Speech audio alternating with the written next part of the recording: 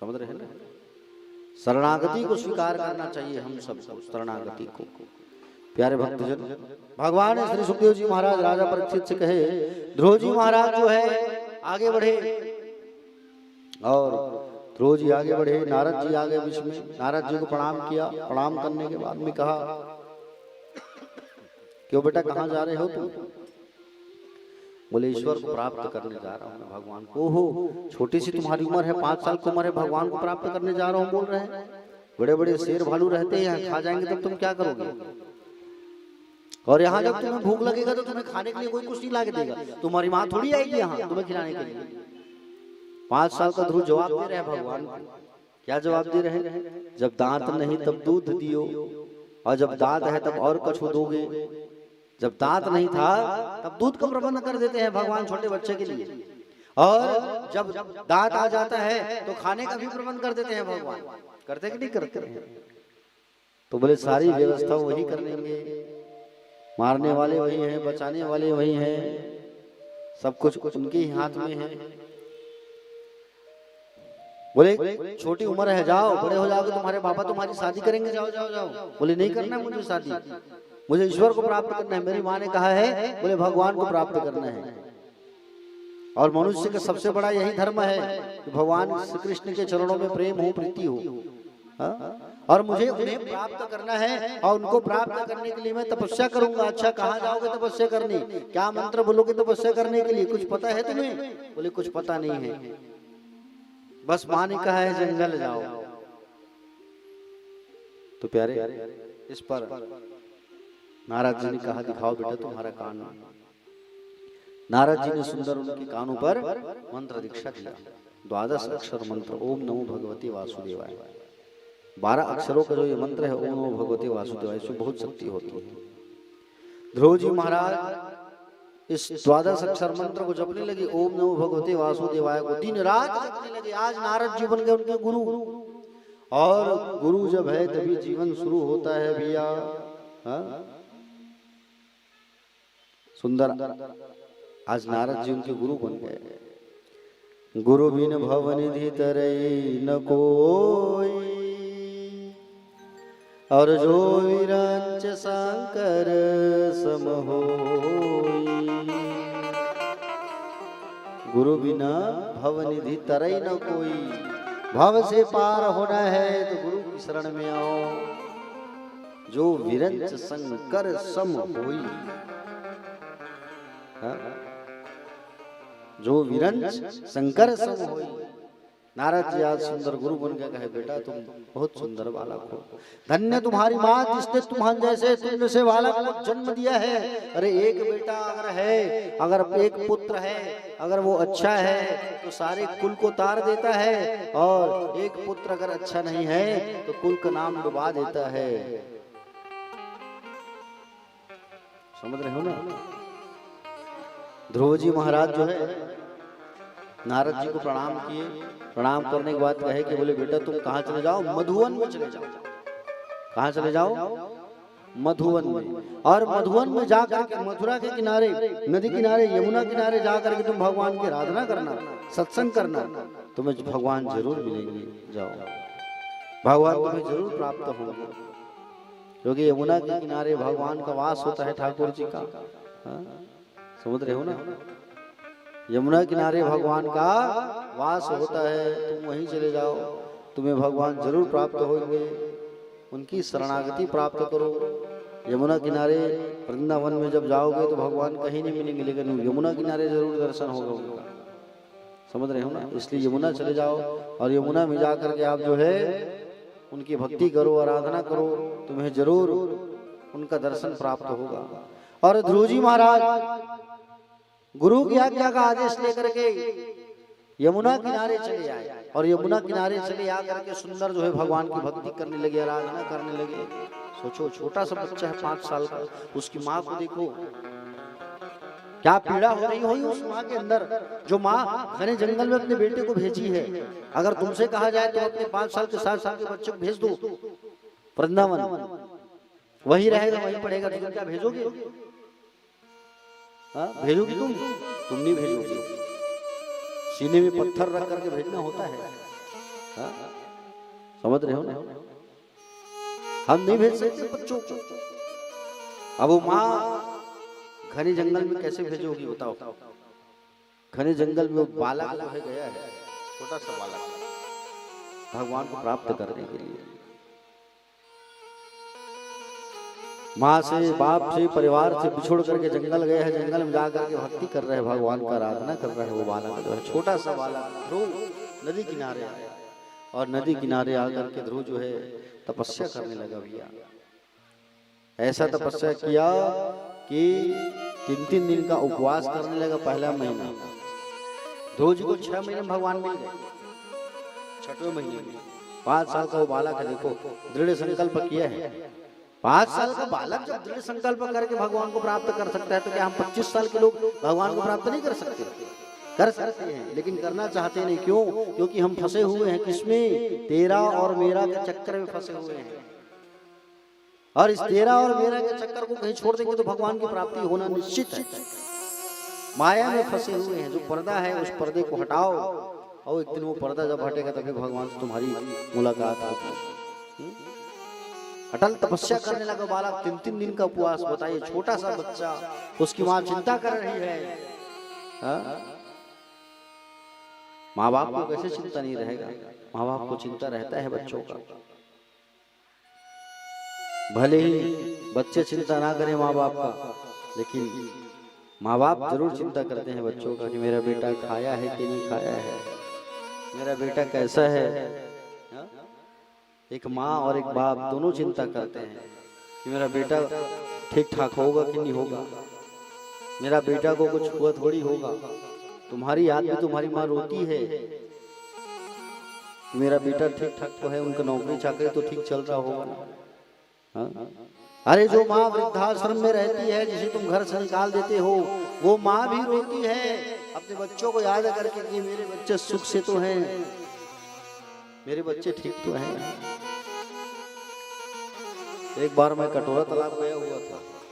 कटोरा तालाब में वृद्धाश्रम है, शायद लायंस क्लब ऐसा कुछ का वृद्धाश्रम है, जहाँ बुजुर्ग माताओं को रखा जाता है सेवा के लिए। तो वहाँ एक बार मैं गया हुआ था, और वहाँ जब मैं गया हुआ था तो एक माता जी से चर्चा पर चर्चा हुई, बातचीत करने लगा मैं। और जैसे चर्चा हुई तो उनसे मैं बातचीत करने लगा। अब पूछा, बोले माता जी आप कहाँ से आई हो? तो बोले कहे महासमुंद से। बोले अच्छा। 3-4 साल हो गए इस बात को। बोले मैं महासमुंद से आई। बोले अच्छा, तो यहाँ कैसे? बोले बस बेटा अब ईश्वर की यही इच्छा थी इसलिए यहाँ आए हैं। मैंने कहा कि बोले आपके माँ बाप को, बोले आपके संतानों को इतना भी नहीं है माता जी कि बोले आपके लिए 10 बाई 10 का एक कमरा बना करके आपको रखे। अरे यहाँ आप इतने गर्मी में पंखे गरम गरम हवा में आप यहाँ बैठे हुए हो, आपको तकलीफ नहीं हो रही है। माँ आपकी तकलीफ को देख के मुझे तकलीफ हो रही है, लेकिन उस संतान को आपकी तकलीफ नहीं दिख रही है। उतने में वो माँ मुझे चुप करा दी। बोले तुम चुप रहो बेटा, ऐसा मत बोलो तुम। बोले क्यों? अरे जैसा भी है वो मेरा बेटा है, तहसीलदार है। तहसीलदार है, बताओ धन्य हो तहसीलदार उस नालायक पुत्र को, जो अपने माँ बाप के लिए एक कमरा नहीं रख सक रहा है और तहसीलदार के पोस्ट में हो। बताइए, मत बोलो उसे कुछ, मेरा बेटा है, अच्छा है, सुंदर बेटा है, और मेरा बेटा है, सुंदर बेटा है, ऐसा।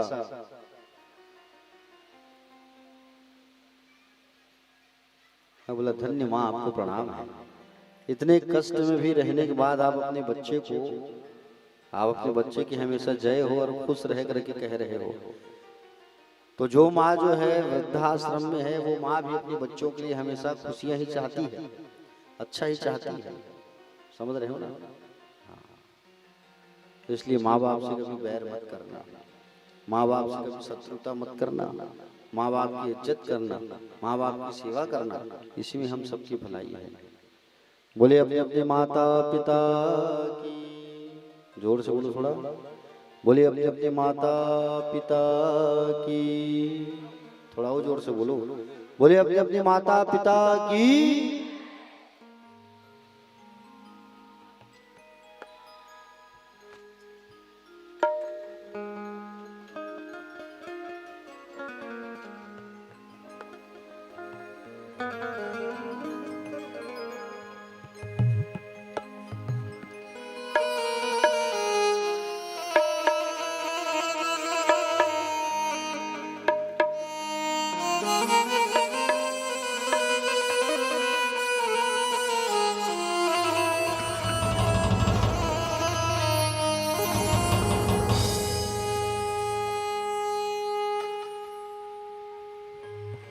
हाथों से खिलाई के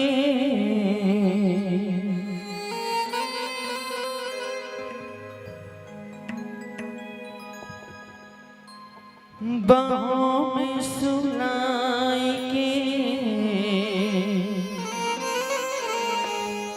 बहनों की राह में तूने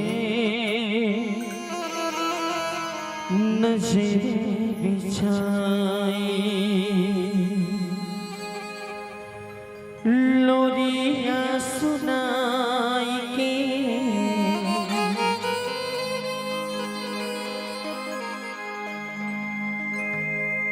हमको सुनाई के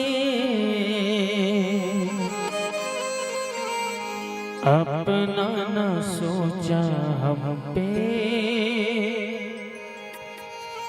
नींद भी लुटा दी। प्रभु की परछाई हाँ है मेरा माई, कौन भला दुनिया में माँ की जगह ले सका।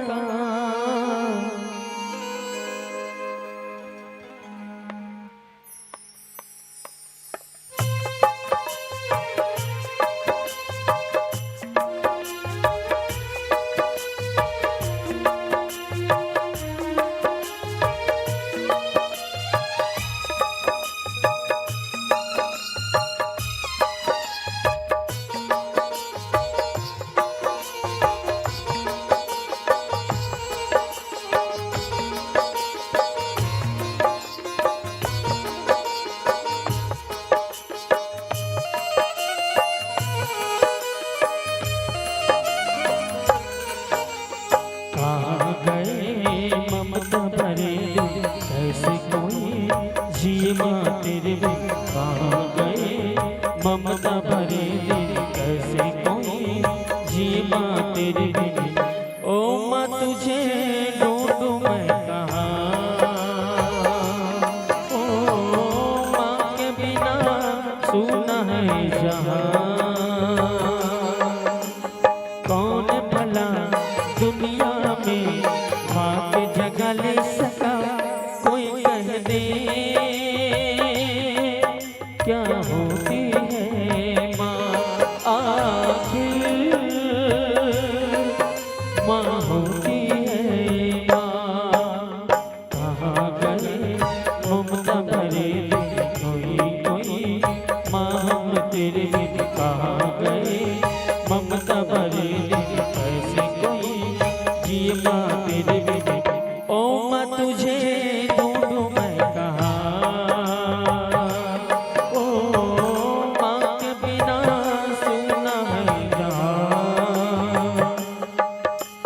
कौन भला दुनिया में माँ की जगह ले सका, कोई कह दे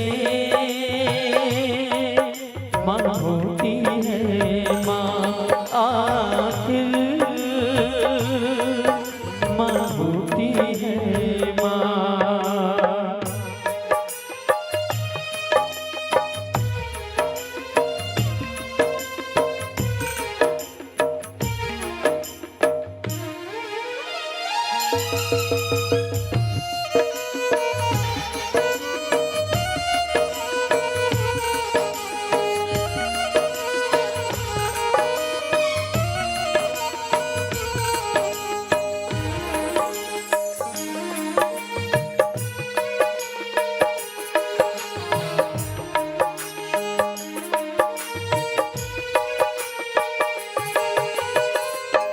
बाबुल का प्यार तू, माँ का दुलार तू, तेरे होते माँ बाबुल की याद भी न आए।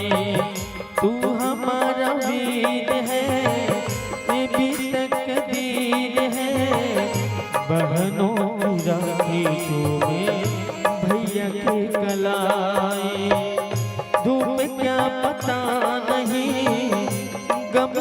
पता नहीं, तेरे साए में ममता की छाव भी मिली है। आंसू क्या पता नहीं, दर्द क्या पता नहीं, तेरे अंगने में ये कलियां फूल सी खिली है। माँ की परछाई हाँ है मेरा भाई, प्रभु की परछाई हाँ है मेरा भाई। कौन भला दुनिया में बाकी जगह ले सका, कोई कहते क्या होती है माँ आखिर, माँ होती है माँ।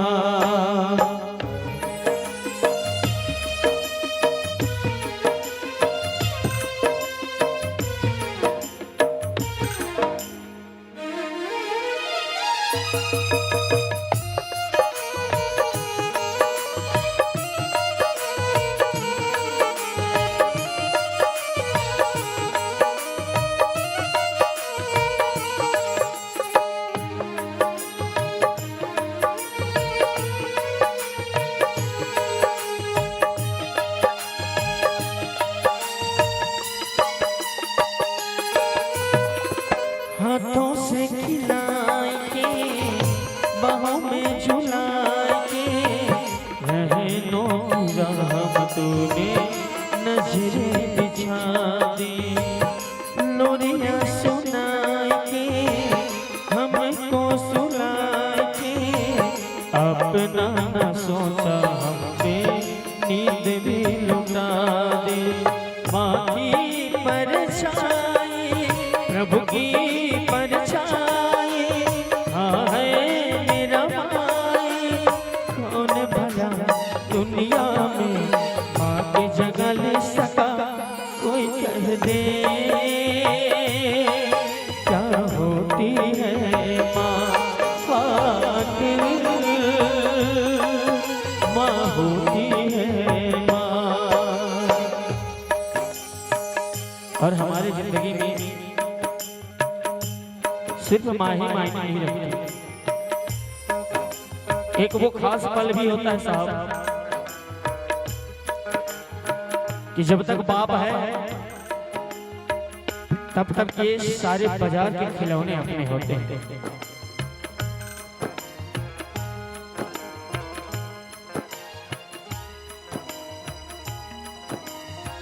अरे शौक तो पूरा होगा साहब, क्या आप अपने पैसे से शौक पूरा नहीं कर सकते? लेकिन बाप का साया ही काफी होता है बच्चे के लिए। इसलिए फूलों से प्यारे पापा, कलियों से प्यारे पापा, गाइए सभी कलियों से तालियों के साथ। फूलों से प्यारे पापा, कलियों से प्यारे पापा, फूलों से प्यारे पापा, कलियों से प्यारे पापा। पापा तो मेरे भगवान है, पापा से ही मिला सम्मान है।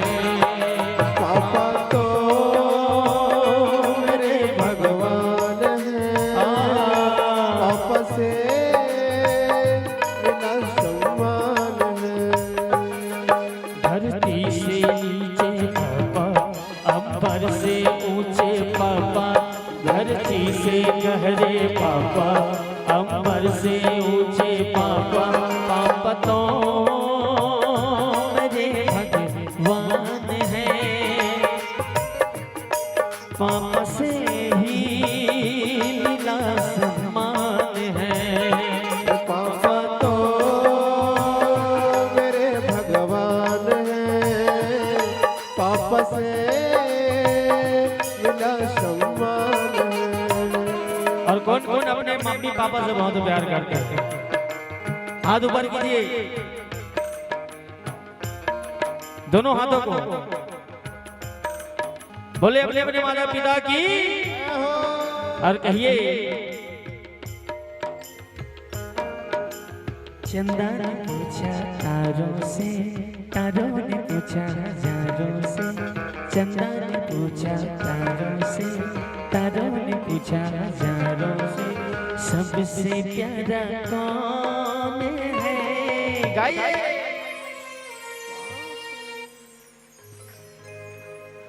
ऐसे नहीं,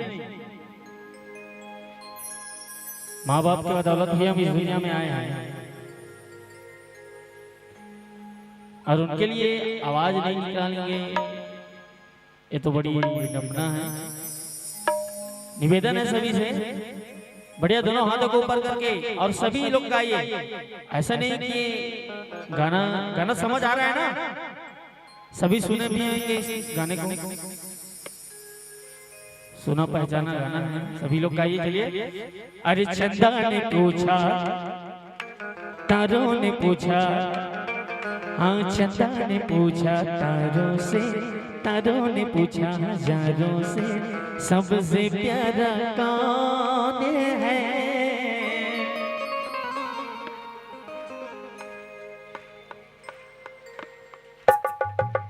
पापा मेरे पापा, पापा मेरे पापा। चंदा ने पूछा तारों से, तारों ने पूछा हजारों से, चंदा ने पूछा तारों से, तारों ने पूछा हजारों से, अरे सबसे प्यारा कौन है? पापा मेरे पापा, पापा मेरे पापा, पापा मेरे पापा, ओ पापा मेरे पापा। बोले अपने अपने माता पिता की राधे राधे।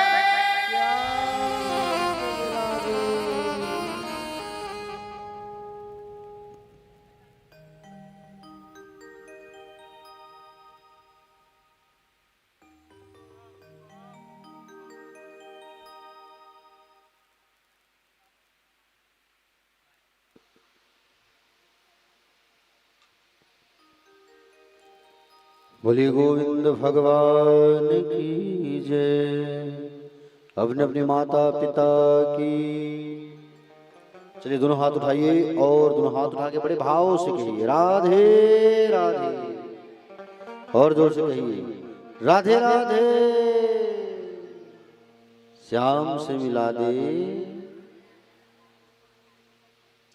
भगवान श्री सुखदेव जी महाराज कहने लगे राजन से, हे राजन, ध्रुव जी महाराज तपस्या करने लगे और तपस्या भी ऐसा कैसा अद्भुत तपस्या किया है इस छोटे से उस दिव्य बालक ने। 3 दिन का तो उपवास ही किया है इसने। बताइए कितने दिन का? 3 दिन का उपवास किया है। बताओ छोटा सा कोई बच्चा 3 दिन का उपवास रहेगा? हाँ? ये गुड़िया भाग रही, कितने साल की होगी ये? कितने साल की है ये गुड़िया जो यहाँ से भागी? 5 साल की होगी, है ना? अब सोचो क्या 5 साल की ये गुड़िया जो है उसको 3 दिन का उपवास रहने बोलेंगे तो वो रह पाएगी? नहीं रह पाएगी। लेकिन सोचो बस उसी हाइट और उसी उम्र का था वो ध्रुव, जो 3 दिन का उपवास रखा, 3 दिन तक का, और 3 दिन तक का उपवास रखा उसने, और बड़ा दिव्य उपवास। ऐसा नहीं कि पहले दिन खा रहे हैं, दूसरे दिन खा रहे हैं, तीसरे दिन खा रहे हैं, ऐसा नहीं। समझ रहे हो ना? हाँ, तीसरे दिन रात में खाते थे, बताइए अब। हाँ, तीसरे दिन खाते थे और फिर 3 दिन का उपवास, फिर तीसरे दिन खाते थे, फिर 3 दिन का उपवास, फिर तीसरे दिन खाते थे, फिर 3 दिन का उपवास, फिर तीसरे दिन खाते थे। 1 महीने तक तो ये प्रक्रिया किए हैं वो। एक माह में केवल 10 दिन खाना खाए हैं, 10 दिन, फल फूल जल, बस यही और कुछ नहीं। फल फूल जल पत्ता वायु, 3 हमतीस, 3 दिन का ड्यूरेशन है नहीं, 3 दिन तक खाए हैं बस, बताइए बाबा।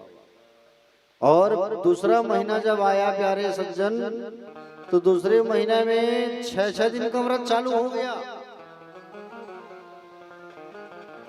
6 दिन का व्रत।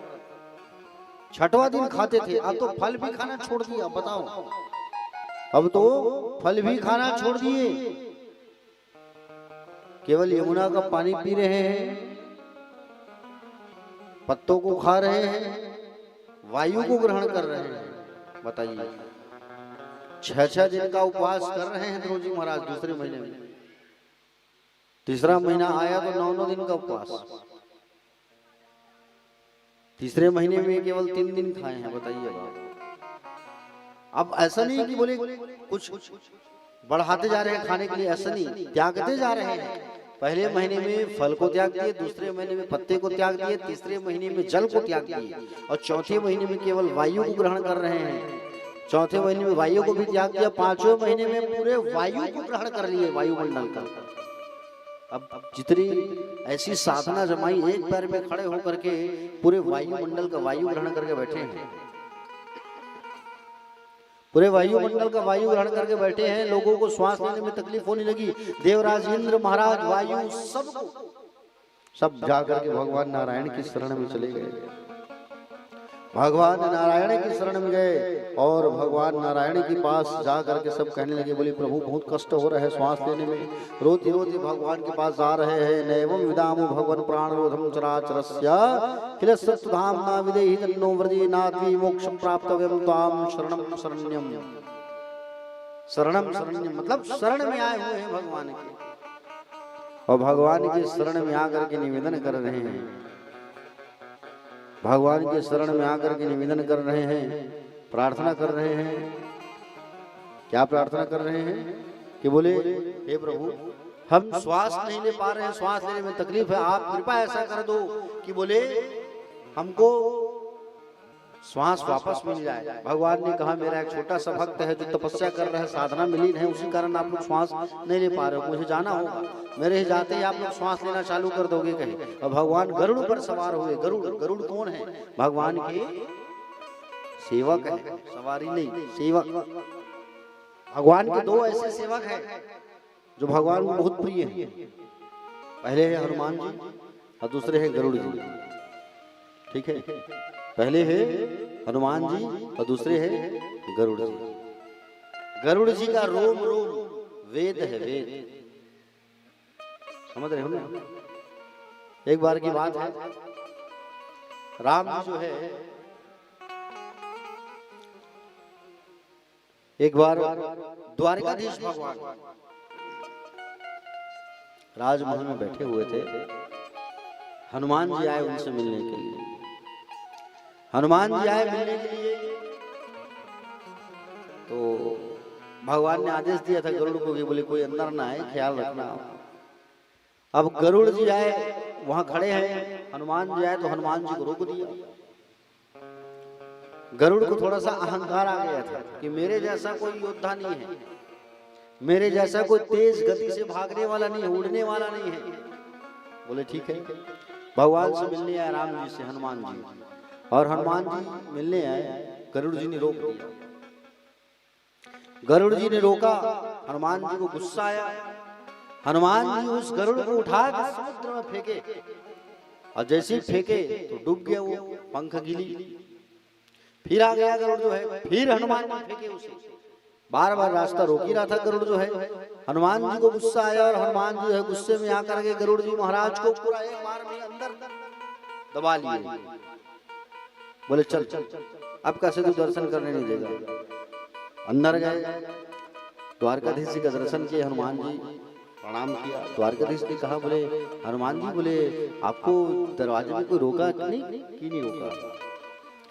बोले आपका जो सेवक है प्रभु बड़ा उद्दंड है, बोले हमें आने ही नहीं दे रहा था, इसलिए मैंने उसे अपने एक इधर के कपोल में मैंने दबा के रखा है उसे। तो प्यारे भगवान ने कहा उसे निकाल लो, अब उसकी अहंकार टूट गई। तब हनुमान जी ने उसे इधर से मारा, वो इधर से निकले गरुड़ जी, समझ रहे हो ना। तो उस समय फिर गरुड़ का जो अहंकार है वो टूटा। गरुड़ ये समझता था कि मैं ही भगवान का सेवक हूं, हाँ? और उस पार फेंकते थे जा करके, तुरंत हनुमान जी आ जाते थे वेग से, लेकिन गरुड़ नहीं आ पाता था।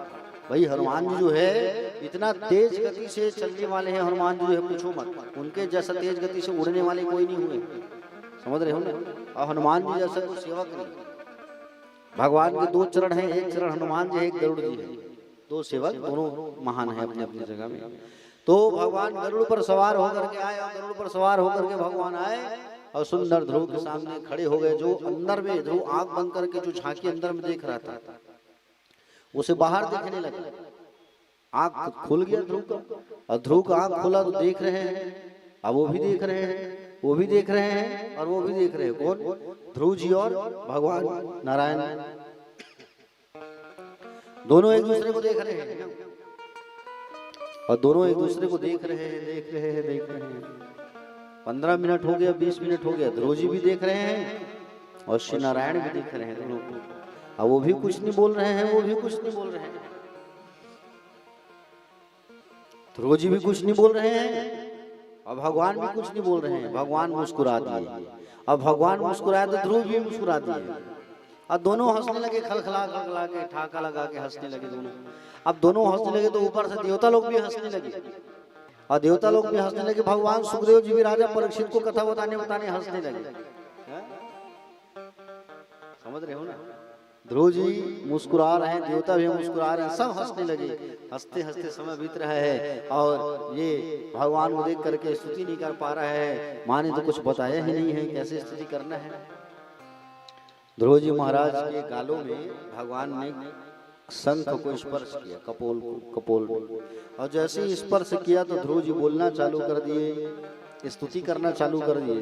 क्योंकि जिस दिन परमात्मा की कृपा होती है ना, उस दिन लंगड़ा भी दौड़ना चालू कर देता है, बहरा भी सुनना चालू कर देता है, जिस दिन माधव की कृपा हो जाती है। और प्यारे भक्तजन, आपको बता दूं मैं, जिनके ऊपर भगवान की कृपा हो जाती है, एक बार जो भगवान से संबंध जोड़ लेता है, उनकी जय जयकार ही होती है, याद रखना, समझ रहे हो ना। अब भगवान की कृपा हो गई, और भगवान की ऐसी कृपा हुई कि ध्रुव बोलना चालू कर दिया। मीरा के ऊपर कृपा था भगवान का, मीरा के साहित्य पर लोग पीएचडी करते हैं। मीरा कॉलेज नहीं गई थी, लेकिन उनके साहित्य के आज भी लोग पीएचडी करते हैं, क्यों? कृपा है भगवान की। सूरदास जी क्या स्कूल कॉलेज गए थे? क्या नहीं गए थे? सूरदास की कविताओं पे लोग पीएचडी करते हैं कॉलेज पे, स्नातकोत्तर पे। क्यों? क्योंकि ठाकुर की कृपा है। और एक बार उनसे जो संबंध जोड़ लेता है तो उनका भाग्य खुल जाता है। भक्ति की पहली सीढ़ी होती है विश्वास, ठीक है। पहला सीढ़ी होता है विश्वास, दूसरा होता है संबंध, और तीसरा होता है समर्पण। भक्ति की 3 सीढ़ियां, पहला है विश्वास, दूसरा संबंध, और तीसरा है समर्पण। आपको, आप जिनकी कथा सुन रहे हो उसके ऊपर आपको पूर्ण विश्वास होना चाहिए, और जिस दिन आप विश्वास कर लोगे ना, उस दिन देखो फिर क्या से क्या होगा। विश्वास करना बहुत जरूरी है भगवान के ऊपर। आपको कहीं भटकने की जरूरत नहीं है, सब चीज आपको यही मिलेगा, क्योंकि यही सृष्टि के संचालन है, संहरण करता है, सब चीज पालन करता भी यही है। आपको कहीं इधर उधर जाने की जरूरत नहीं है, अन्य किसी धर्मों में आपको जाने की जरूरत नहीं है। केवल ठाकुर जी को पकड़े रहो, आप विश्वास रखो, आप केवल विश्वास इति फलदायक। भगवान पर भरोसा होना चाहिए आपका। जिस कार्य में तुम हो, जिस क्षेत्र में हो, तो केवल भगवान के ऊपर भरोसा करो तुम, भगवान तुम्हारी बिगड़ी जरूर बनाएंगे। दूसरा चीज संबंध, संबंध पक्का होना चाहिए भगवान से। तुम्हारा संबंध जोड़ लो तुम भगवान से, और एक बार जो संबंध जोड़ लेता है भगवान से, जो रिश्ता बना लेता है, उसका बेड़ा पार हो जाता है। रिश्ता जरूर जोड़ो भगवान से। ठाकुर जी से तुम कहो कि बोले ठाकुर जी आप मेरे पिता हो, पिता मान लो, या भाई मान लो, या दोस्त मान लो, या सखा मान लो, समझ रहे हो ना। लेकिन एक न एक संबंध जरूर आप जोड़ो भगवान से। अब भगवान से जब संबंध जोड़ोगे तो भगवान तुम्हारी और जल्दी निहारेंगे, सुनेंगे तुम्हारी बात को। समझ रहे हो ना? भगवान से जब संबंध हम जोड़ लेते हैं तो भगवान हमारी बातों को जल्दी सुनते हैं। ठीक है? हाँ, अरे ये मेरे सगा संबंधी है, मेरा मुझे पुकार रहे हैं, जाना होगा, इसलिए उनसे संबंध जोड़ो भगवान से। और भगवान से जब संबंध जोड़ लोगे तो भगवान तुम्हारी ओर जल्दी आएंगे, तुम्हारी ओर निहारेंगे, देखेंगे। हाँ? और तीसरा क्या बताया मैंने? समर्पण। भगवान के प्रति समर्पित भाव रखो। भगवान के प्रति हमको समर्पित भाव रखना चाहिए। समर्पण, भगवान तेरा तुझको अर्पण, क्या लागे मेरा। करोगे कि नहीं करोगे? हाँ, भगवान को समर्पित भाव से हमको कथा सुनना चाहिए और समर्पित भाव से उनकी सेवा करना चाहिए। आज तो सब कह रहे हो करेंगे करके। कल मैंने पूछा था कौन कौन भगवान को अपनी साड़ी को फाड़ के चढ़ाओगे करके, कल मैंने पूछा था आप लोगों को। हाँ, तो पीछे सब बोले थे, बोले नहीं चढ़ाएंगे महाराज, इतना महंगा साड़ी है, ऐसे करके। अभी कह रहे हो समर्पण करेंगे भगवान को करके। चित भी मेरा, पट भी मेरा, ऐसा थोड़ी होगा। या तो राम ही मिलेगा या तो माया मिलेगा, और दूसरा ये बोलोगे तो नहीं मिलेगा। ठीक है? द्रौपदी ने अपनी साड़ी को फाड़ करके भगवान की उंगली में लगाया था। ये बात मैंने आप लोगों से पूछा था कि बोले कौन कौन मंदिर जाओगे, मंदिर जाने के बाद अगर आप महंगी साड़ी पहने हो और साड़ी महंगी पहने हो तो वहाँ फाड़ने को अगर कह दिया जाए आपको, आपकी साड़ी को, तो कौन कौन फाड़ेगा? तो कोई हाथ नहीं उठाएगा। अब साड़ी से इतना प्रेम है तो ये शरीर से कितना प्रेम होगा सोचो आप। ये माया का जो चिथड़ा है इसको कोई छोड़ना नहीं चाहता, लोग मरना नहीं चाहते। भले कह देते अरे मर जाते जी, टेंशन नहीं, लेकिन मरना इतना आसान थोड़ी है। कह दियो मर गए। अच्छे मरने वाले को मैंने देखा है, शरीर छोड़ना नहीं चाहते। आओ जी लेते महाराज, नाती पोतल देख लेते ना, नाती बहू आ जाती सोकर हाथ की खा लेते ना, जिंदगी भर तो खासते आओ कदे खावे। अच्छे देखा है, शरीर को कुछ छोड़ना नहीं चाहता। प्यारे भक्तजन, तो समर्पण, तीन भक्ति की तीन धारा हो मैंने बताया है। अंतिम धारा है समर्पण। भगवान के प्रति समर्पित रहो बस। भगवान ने गीता में स्वयं कहा है अर्जुन से, क्या कहा है? तो मेरे लिए 1 रुपए खर्च करके देख, मैं तेरे लिए कुबेर का भंडार खोल दूंगा। भगवान की प्रतिज्ञा है, भगवान कहे तुम हमारे लिए 1 रुपया खर्च करो, हम तुम्हारे लिए कुबेर का भंडार खोलेंगे। लेकिन हम 1 रुपया भी तो देने से पहले सोचते हैं। भगवान के प्रति समर्पित भाव रखो आप। ध्रुव जी महाराज सुंदर भगवान की स्तुति करने लगे। भगवान ने जैसे ही गाल में उसके शंख को रखा तो स्तुति क्या किया? योन्ता प्रविश्य मम वाचमीमा प्रसुप्ताम संयुक्त अखिल शक्तिधर सुधामना अन्यास्य हस्तचरण श्रवणत्वगादि प्रणान्नमो भगवते पुरुषाय तुभ्यम। ध्रुव जी ने कहा भगवान आप मेरी सोई हुई वाणी को जगा दिए। आज आपके चरणों को मैं बारंबार वंदना करता हूँ। जीव की सोई हुई वाणी रहती है और वाणी जो सोई होती है, जब आप कृपा करें तो वो जाग सकती है। और आपकी कृपा के बिन आपको जान भी नहीं पाते, बिन जाने आपके चरणों में प्रीति कैसे होगी। और जब तक आपको जानेंगे नहीं तो आपको मानेंगे कैसे? मानेंगे तभी तो आपको चाहेंगे। जब तक भगवान की लीलाओं को, कथाओं को हम सुनेंगे नहीं, तब तक हम जो है उनसे, उनके प्रति हमारा प्रेम नहीं होगा। जब तक उनके चरित्र को सुनेंगे नहीं, उनके लीलाओं का हम स्मरण नहीं करेंगे, तब तक हमको उनसे प्रेम नहीं होगा। जो जानहि ताहि देहु जानाहि, जानत तुम ही होए जाहि। उमा दारु जो सित किनाई, सभी नचावत राम गोसाई। परमात्मा को जानने वाला परमात्मा मैं हो जाता है। समझ रहे हो ना? परमात्मा को जानने वाला और भजने वाला परमात्मा मैं हो जाता था। जैसे ये गोपियां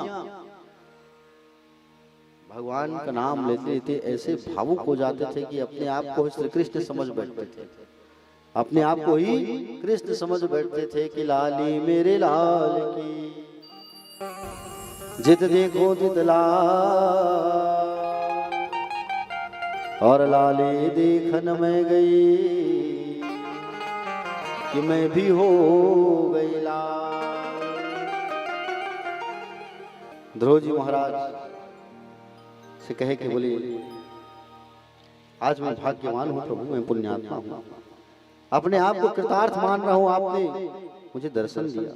परमात्मा अगर आप कृपा करेंगे तो पवन चलता है, आप कृपा करें तो श्वास मिलता है। परमात्मा की कृपा से सूर्यदेव प्रकाश देकर दुनिया को प्रकाशित करता है। हे प्रभु, सूर्यदेव प्रकाश देकर दुनिया के रोगों का विनाश करते हैं। चंद्रमा जो वनस्पतियों के धीश्वर कहलाते हैं, समस्त कार्यों को करते हैं। हे प्रभु, ध्रुव जी कहते हैं आज मैं धन्य हो गया, मैं आपका आशीर्वाद चाहता हूँ प्रभु, बस आप अपना आशीर्वाद प्रदान करो, बस मुझे कुछ नहीं चाहिए। भगवान ने मन में सोचा आशीर्वाद मांग रहा है, लेकिन बोले सिंहासन पर बैठना भी तो है इसको, भक्ति मांग रहे हैं अभी, लेकिन सिंहासन पर सौतोली माँ को बैठा करके दिखाना है, बैठ करके दिखाना है राजगद्दी पर, और मुझे फटकार लगाई है, निष्कासित की है, तो छोटी माँ को सब दिखाना है, परमात्मा को प्रकट करके राजगद्दी पर बैठाना है। प्यारे भक्तजन, भगवान ने कहा कि बेटा मेरा आशीर्वाद है, 36,000 वर्ष तक तू राज्य करेगा, मेरा कृपा है। ऐसा आशीर्वाद दिए भगवान, और वहां से अंतर ध्यान होगा। 1 साल 2 साल नहीं, कितने साल बोलो? 36,000 साल, 36,000 साल तक सतयुग की बात है। क्योंकि सतयुग के लोगों की आयु कितना होती थी पता है आपको?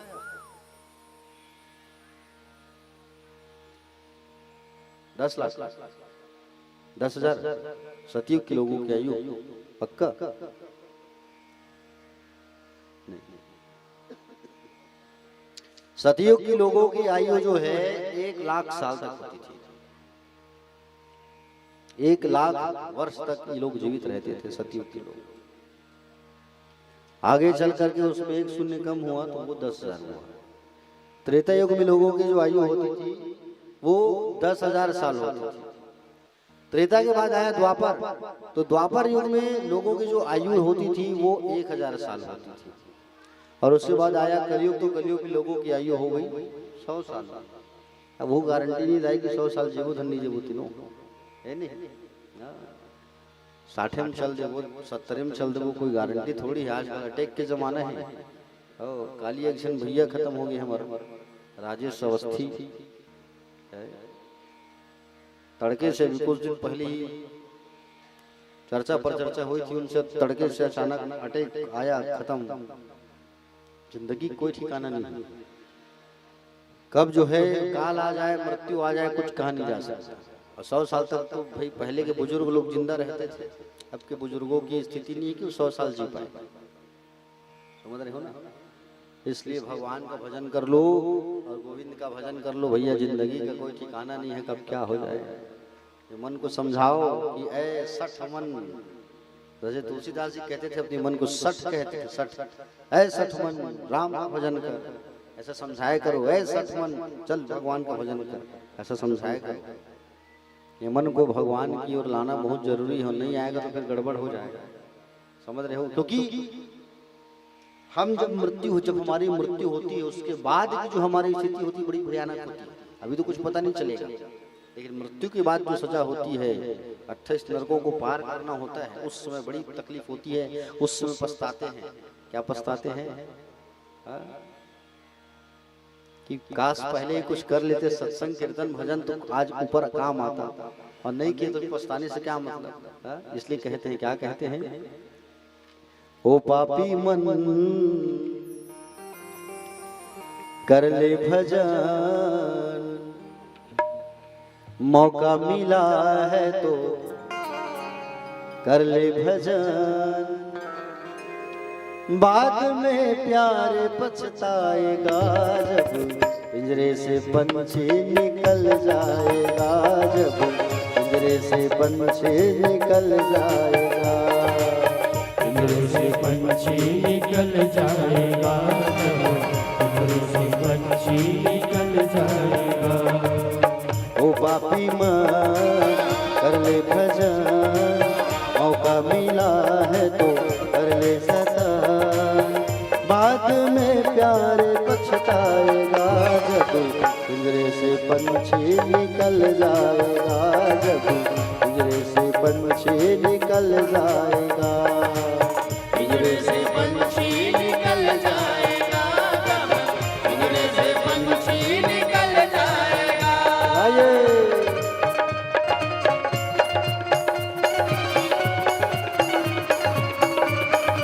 जय हो।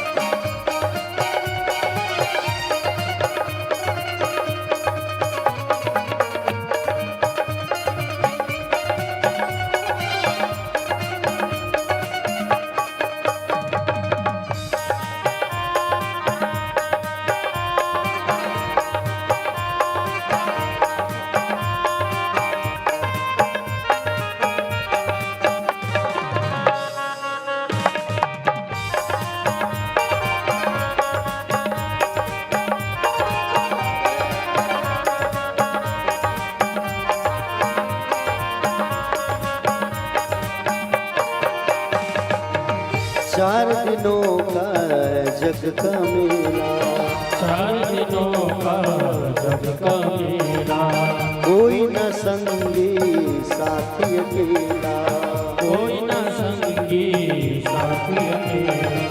जैसा तो आया जग में वैसा ही जाएगा, ऐसा तो आया जग में वैसा हो जाएगा, मुट्ठी बांध के आया जग में हाथ पसारे जाएगा, फिर बांध में आया जग में हाथ पसारे जाएगा। बाद में प्यारे पछताएगा जब पिंजरे से पंछी निकल जाएगा, जब पिंजरे से पंछी निकल जाएगा। पिंजरे से पंछी निकल जाएगा, तब पिंजरे से पंछी निकल जाएगा।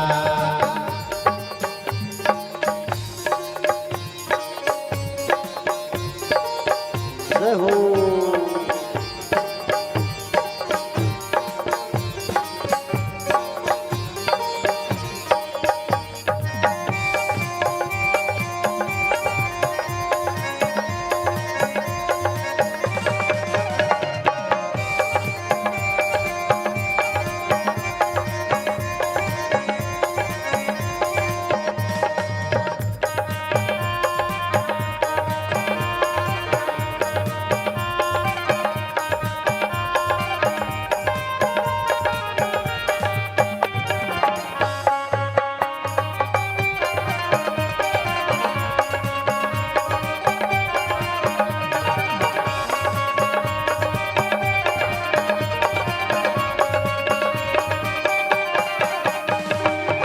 भाई बंधु कुटुंब कबीला, भाई बंधु कुटुंब कबीला, ये तो जग का झूठा झमेला, ये तो जग का झूठा झमेला।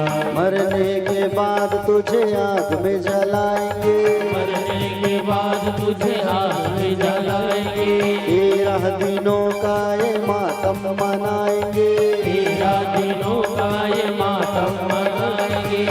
बाद में प्यारे पछताएगा जब पिंजरे से पंछी निकल जाएगा, जब पिंजरे से पंछी निकल जाएगा।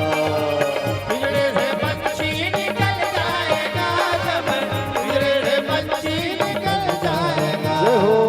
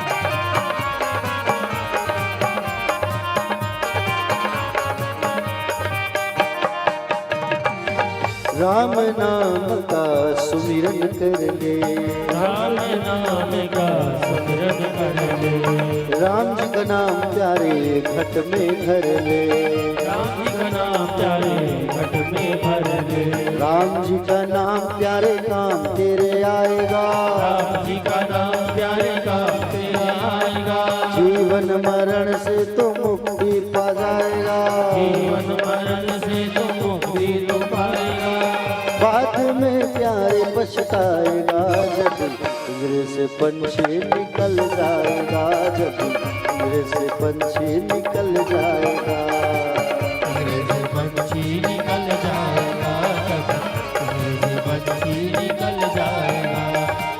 ओ पापी मन कर ले भजन, ओ पापी मन कर ले भजन, मौका मिला है तो कर ले जतन, बाद में प्यारे पछताएगा, जब पिंजरे से पंछी निकल जाएगा, जब पिंजरे से पंछी निकल जाएगा, पिंजरे से पंछी निकल जाएगा, जब पिंजरे से पंछी निकल जाएगा, पिंजरे से पंछी निकल जाएगा, जब पिंजरे से पंछी निकल जाएगा, पिंजरे से पंछी निकल जाएगा, तब पिंजरे से पंछी निकल जाएगा।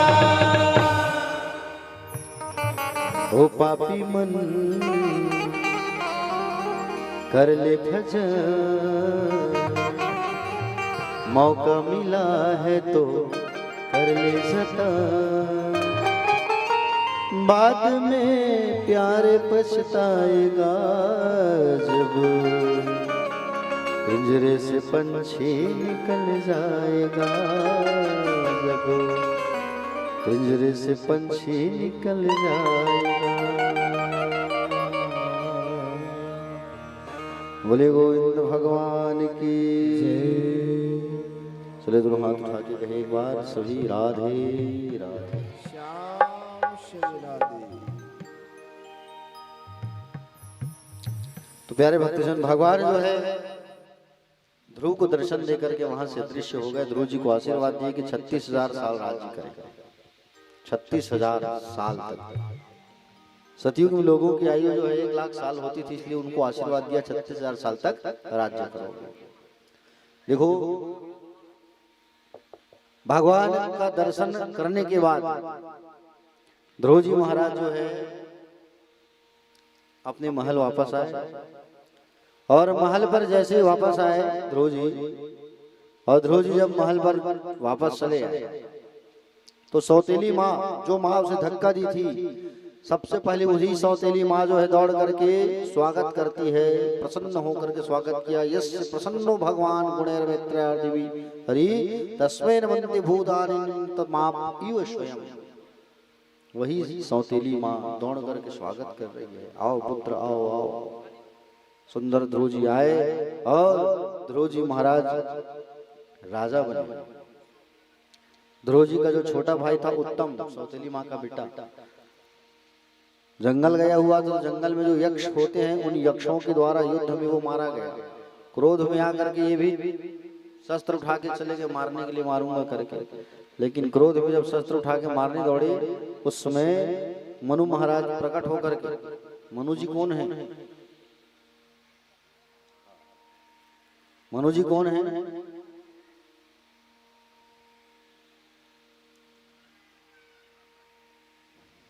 ब्रह्मा जी के पुत्र हैं मनु, समझ रहे हो ना।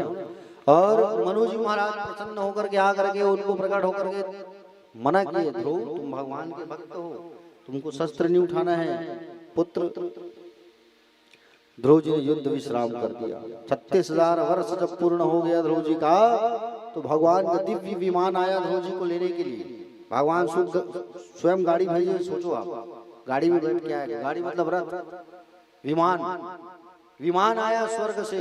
उस पर ध्रुव जी जैसे बैठने वाले थे तो उसी समय मृत्यु के देवता आए, और मृत्यु के देवता जो है आकर के अपने सिर को झुकाए, सिर को झुकाए हैं तो एक पैर, ध्रुव जी मृत्यु के सिर में एक पैर रखे हैं और पैर रख करके विमान पर बैठे हैं। ध्रुव जी की माँ आगे आगे जा रही है, ध्रुव जी पीछे पीछे। क्यों आगे आगे क्यों जा रही ध्रुव की माँ? क्योंकि ध्रुव के पुण्य प्रताप के कारण, ध्रुव जी के पुण्य और प्रताप के कारण ध्रुव जी महाराज जो है, उनके ध्रुव के पुण्य के कारण उनकी माँ की भी सदगति हो गई। एक बेटा जब अच्छा काम करता है ना, तो उस बेटा के कारण पीढ़ियां तर जाती है। ध्रुव के कारण देखो उसकी माँ भी तर गई। इनके वंश में, ध्रुव जी के वंश में, ध्रुव जी की दो पत्नियां थी, भ्रमी और इला, इला और भ्रमी। दो पुत्र हुए ध्रुव जी के, उत्कल और उत्सर, दो बेटे। ये राज्य चलाने लगे। तो उत्कल और उत्सर जो थे, ये उत्कल और उत्सर के वंश में आगे राजा अंग हुए। राजा अंग का कोई संतान नहीं था, पत्नी का नाम था सुनीता। और इन्होंने यज्ञ किया, और यज्ञ जब किया तो यज्ञ से यज्ञ पुरुष भगवान प्राकट्य हुए और कहा कि बोले राजा अंग अपनी पत्नी को इस खीर को प्रसाद को खिला देना, लेकिन याद रहे भगवान का नाम लेते हुए खीर को खाएगी तो संस्कारी बालक होगा। और ये उनकी पत्नी भगवान का नाम नहीं लेकर के अपने माता पिता, मृत्यु और अधर्म को याद करके उस प्रसाद को खा लेती है, जिससे जो बालक आया वो अधर्मी बालक निकला। बालक का नाम पड़ा वेन। बड़ा दुष्ट बालक था, अत्याचारी बालक था, बड़ा खल बालक था, पापाचारी था। लोग आके शिकायत करते थे, महाराज राजा आप अपने पुत्र को संभालिए, पूरी प्रजा के संतानों को बिगाड़ रहा है, ये अच्छी बात नहीं है। एक बेटा होने पर बिल्कुल उन्हें ज्यादा लाड प्यार नहीं करना चाहिए, उसे डांटना भी चाहिए। समझ रहे हो ना? डांट लगाओगे तो वो कंट्रोल में रहेगा। ठीक है, 5 साल तक के बच्चों को प्रेम करना चाहिए, और 5 वर्ष पार किए मतलब 10 साल तक उसको ताड़ना लगाओ, तो डांटो। 10 साल के बाद उससे एक मित्र के जैसा व्यवहार करना चाहिए। समझ रहे हो? तो राजा जो है बहुत समझाते थे अपनी पुत्र को, वो नहीं मानता था। और जब वो नहीं मानते थे प्यारे भक्तजन, तो उसकी माँ जो है सपोर्ट करती थी, बीच बीच में आ गई। समझ रहे हो ना? आ करके क्या करते थे, उसकी माँ जो है बीच में टोक देती थी, बोले एक बेटा है राजा जी, आप एक बेटा को चमकाते हो, बहुत मत चमकाया करो। बार बार उसकी माँ टोकती थी। राजा कहे रानी भी पक्ष ले रही है, मुझे यहाँ नहीं रहना चाहिए, यहाँ मुझे नहीं रहना चाहिए, ऐसा कहा करके विचार किया। और विचार करके वहां से विचार करने के बाद महाराज रातों रात दरबार को छोड़ के चले गए। अब जो राज्य है वो बिना राजा का हो गया। अब जिस नगर में, इलाके में बोले राजा ना हो, मुखिया ना हो, वहाँ चोरी डकैती बढ़ जाता है, डाकू, आक्रमण, युद्ध, ये सब। अब राजा नहीं है, तो जबरदस्ती उसके बेटे को राजगद्दी पर बैठाया गया, वेन को। और वेन बड़ा दुराचारी था, दुष्ट था। वेन जब राजगद्दी पर बैठा तो अपने नाम का जय घोष करवाने लगा, अपने नाम का जयकार लगवाने लगा, मेरी जयकार करो, मेरी पूजा करो, भगवान की पूजा मत करो। ऋषि मुनि आए, सप्त ऋषि, 7 ऋषि आए, और 7 महर्षि ऋषि आकर के उसे समझाने लगे, देखो वेन, तुम जो भी कर रहे हो गलत कार्य कर रहे हो, तुमको ऐसा नहीं करना चाहिए। ईश्वर की पूजा करवाना तुमने बंद करवा दिया है, यज्ञ होना बंद करवा दिया है, ये अच्छी बात नहीं है। यज्ञ करवाओ, पूजा करवाओ। तो राजा वेन कहने लगा कि बोले मैं राजा हूँ, मेरा चलेगा कि तुम अपना चलाओगे? राजा की बात को प्रजा को मानना चाहिए, तुम भी मेरी पूजा करो। सप्त ऋषियों को बड़ा क्रोध आया, कमंडल से जल निकाला, जल निकाल करके छिड़क दिया, मर जाता, तत्काल वो मर गया। मरने के बाद में फिर सोचे अब राजा नहीं है, गड़बड़ हो जाएगा। मरे हुए शरीर मंत्र से फूकने लगे। ऋषि महात्मा मंत्र से फूकने लगे, अरे ये ध्रुव का वंशज है, कुछ तो अच्छाई होगा इसके शरीर में, उतना बड़ा ध्रुव का वंशज है ये। मंत्र से जब फूके तो एक काला पुरुष प्रकट हो गया। काला पुरुष को कह दिया कि बोले ये काला जो पुरुष है, ये काला पुरुष को राजा नहीं बना सकते, इसको जंगल में भेजो, यक्षों के राजा बनवा दो। उसके बाद फिर मंत्र से जब फूके तो एक स्त्री और एक पुरुष प्रकट हुए, दोनों का विवाह कराया गया। और विवाह कराने के बाद उसको राजा बना करके राजगद्दी पर बैठाया गया। ठीक है, राजगद्दी पर बैठाया गया। और राजगद्दी पर जब बैठाए, प्यारे भक्तजन, राजगद्दी पर जब बैठाए तो उनका क्या नाम था? पृथु। और उनकी पत्नी का नाम था अर्ची। पृथु और अर्ची ये किनके अवतारी हैं? 24 अवतार में से एक अवतार पृथु का भी है। पृथु और अर्ची देवी दोनों का विवाह किया गया। लक्ष्मी और नारायण के स्वरूप हैं, लक्ष्मी नारायण के स्वरूप माने गए हैं। बोले पृथु जी महाराज की। पृथु जी का अवतार हुआ। पृथु जी महाराज सुंदर शासन प्रशासन अपना चलाने लगे। और पृथु जी महाराज जो है ऐसा शासन चलाते थे कि बोले प्रजा जो है कोई दुखी नहीं होती थी। समझ रहे हो ना? और पृथु जी महाराज के पास एक बार सारी प्रजा जो है आकर के शिकायत करने लगी। बोले महाराज हम फसल की बुआई कर रहे हैं लेकिन फसल उग नहीं रहा है, ऐसा क्यों? धरती को अहंकार आ रहा है। पृथु जी महाराज धनुष बाण लेकर के दौड़ पड़े उस धरती को मारने के लिए। और धरती को मारने के लिए जब दौड़े तो धरती मैया जो है गौ माता का रूप बना करके सामने उपस्थित हो गई। गौ को तो मार सकते नहीं, और गाय को मारना भी नहीं चाहिए। खबरदार, गाय अगर तुमको मार देगी मर जाओगे चलेगा, हाँ, लेकिन तुम गाय को नहीं मार सकते, ठीक है? हाँ, उल्टा दोष लग जाएगा, पाप के भागी बन जाओगे आप। गौ माता की नित्य सेवा करना चाहिए, उसे मारना नहीं चाहिए। जो गौ माता को मारता है वो अगले जन्म में कोढ़ के बीमारी से ग्रसित होता है, ठीक है? तो गौ माता के रूप में आ गई पृथ्वी मैया जो है। गौ माता को कैसे मारे?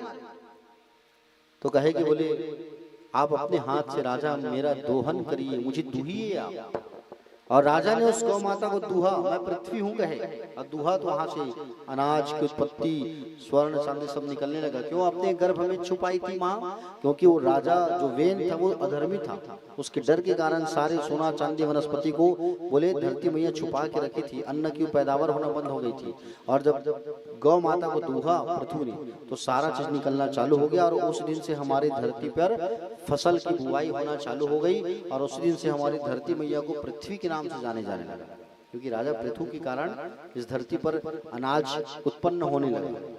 और अनाज उत्पन्न नहीं होता तो हम सब खा के बिना खाए तो रह सकते नहीं। अनाज आएगा तभी खाएंगे, तभी जीवन चलेगा।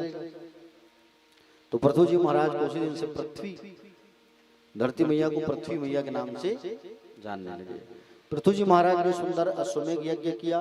और अश्वमेघ यज्ञ जब किया भगवान प्रकट हुए। भगवान से इन्होंने मांगा, क्या मांगा? बोले मुझे प्रभु 10,000 कान दे दो। क्या मांगा है? 10,000 कान। 10,000 कान क्यों मांगा है? 2 कान में क्या दिक्कत होता था इनको? होता था दिक्कत। पृथु जी ने स्वयं कहा, बोले 2 कान से मुझे बहुत तकलीफ होती है प्रभु, आप मुझे 10,000 कान दे दो। क्यों मांगा? इसलिए मांगा क्योंकि प्रभु 2 कानों से मैं आपकी भक्ति सुनता हूं तो मुझे कमी महसूस होती है। इतना कान दे दो मुझे कि दिन रात मेरे शरीर में आपका भजन, आपका नाम आता रहे। तो 5,000 कान इधर और 5,000 कान इधर। सोचो पृथु जी की ऐसे ऐसे प्रतापी राजा भी हुए हमारे यहाँ। 10,000 कान भगवान ने दिया। और अश्वमेघ यज्ञ करके यही पृथु महाराज जो है आगे परम लोगों को प्राप्त। आगे की कथा पर हम सब जो है पंचम स्कंद में प्रवेश कर रहे हैं। पंचम स्कंद में किनकी चरित्र आती है? पंचम स्कंद में प्रियव्रत की कथा आती है। प्रियव्रत, प्रियव्रत जो है मनु जी के दूसरे पुत्र थे। किनके पुत्र थे? मनु जी के। प्रियव्रत का मतलब क्या है? प्रियव्रत, जिनको व्रत प्रिय हो वो है प्रियव्रत। जिनको व्रत प्रिय है वो है प्रियव्रत। व्रत मतलब होता है प्रतिज्ञा। जिसने प्रतिज्ञा कर ली है कि मैं ईश्वर को प्राप्त करूंगा वो प्रियव्रत है। प्यारे भक्तजन, प्रियव्रत जी एक दिन बैठे बैठे विचार कर रहे थे, सोच रहे थे, सोचे कि रात क्यों होती है? समझ रहे हो? ये रात क्यों हो जाती है? महान महान राजा हुए हैं हमारे यहाँ। रात होता है तो सब लोग सो जाते हैं, कोई भगवान का भजन नहीं करते। हम लोग भी शाम होता है कथा विश्राम करते ही नहीं है? उसी प्रकार से रात हो जाता है तो सब अपने अपने घर चले जाते हैं, खाना खाते हैं, पीते हैं और सो जाते हैं, फिर अपने काम में लीन हो जाते हैं। ये रात ही होने नहीं दूंगा मैं, दिन ही दिन रखूंगा, ऐसा कहा करके विचार किया। और सूर्य नारायण जो है, सूर्य जो है सुमेरु पर्वत के पास जाने से अंधकारमय हो जाता है, छाया हो जाता है। तो सूर्य के समान ऐसा दिव्य रथ का मैं पहिए का निर्माण करूंगा, जो रथ जो है दिव्य ज्योतिर्मय रथ में बनाऊंगा, ताकि चारों तरफ हर क्षेत्र में उजाला ही उजाला रहे, रात मत हो। और ऐसा रथ का निर्माण किया। ज्योतिर्मय रथन ज्योतिर्मय रजनी मपेदिनम कृष्यामि, रजनी मतलब रात।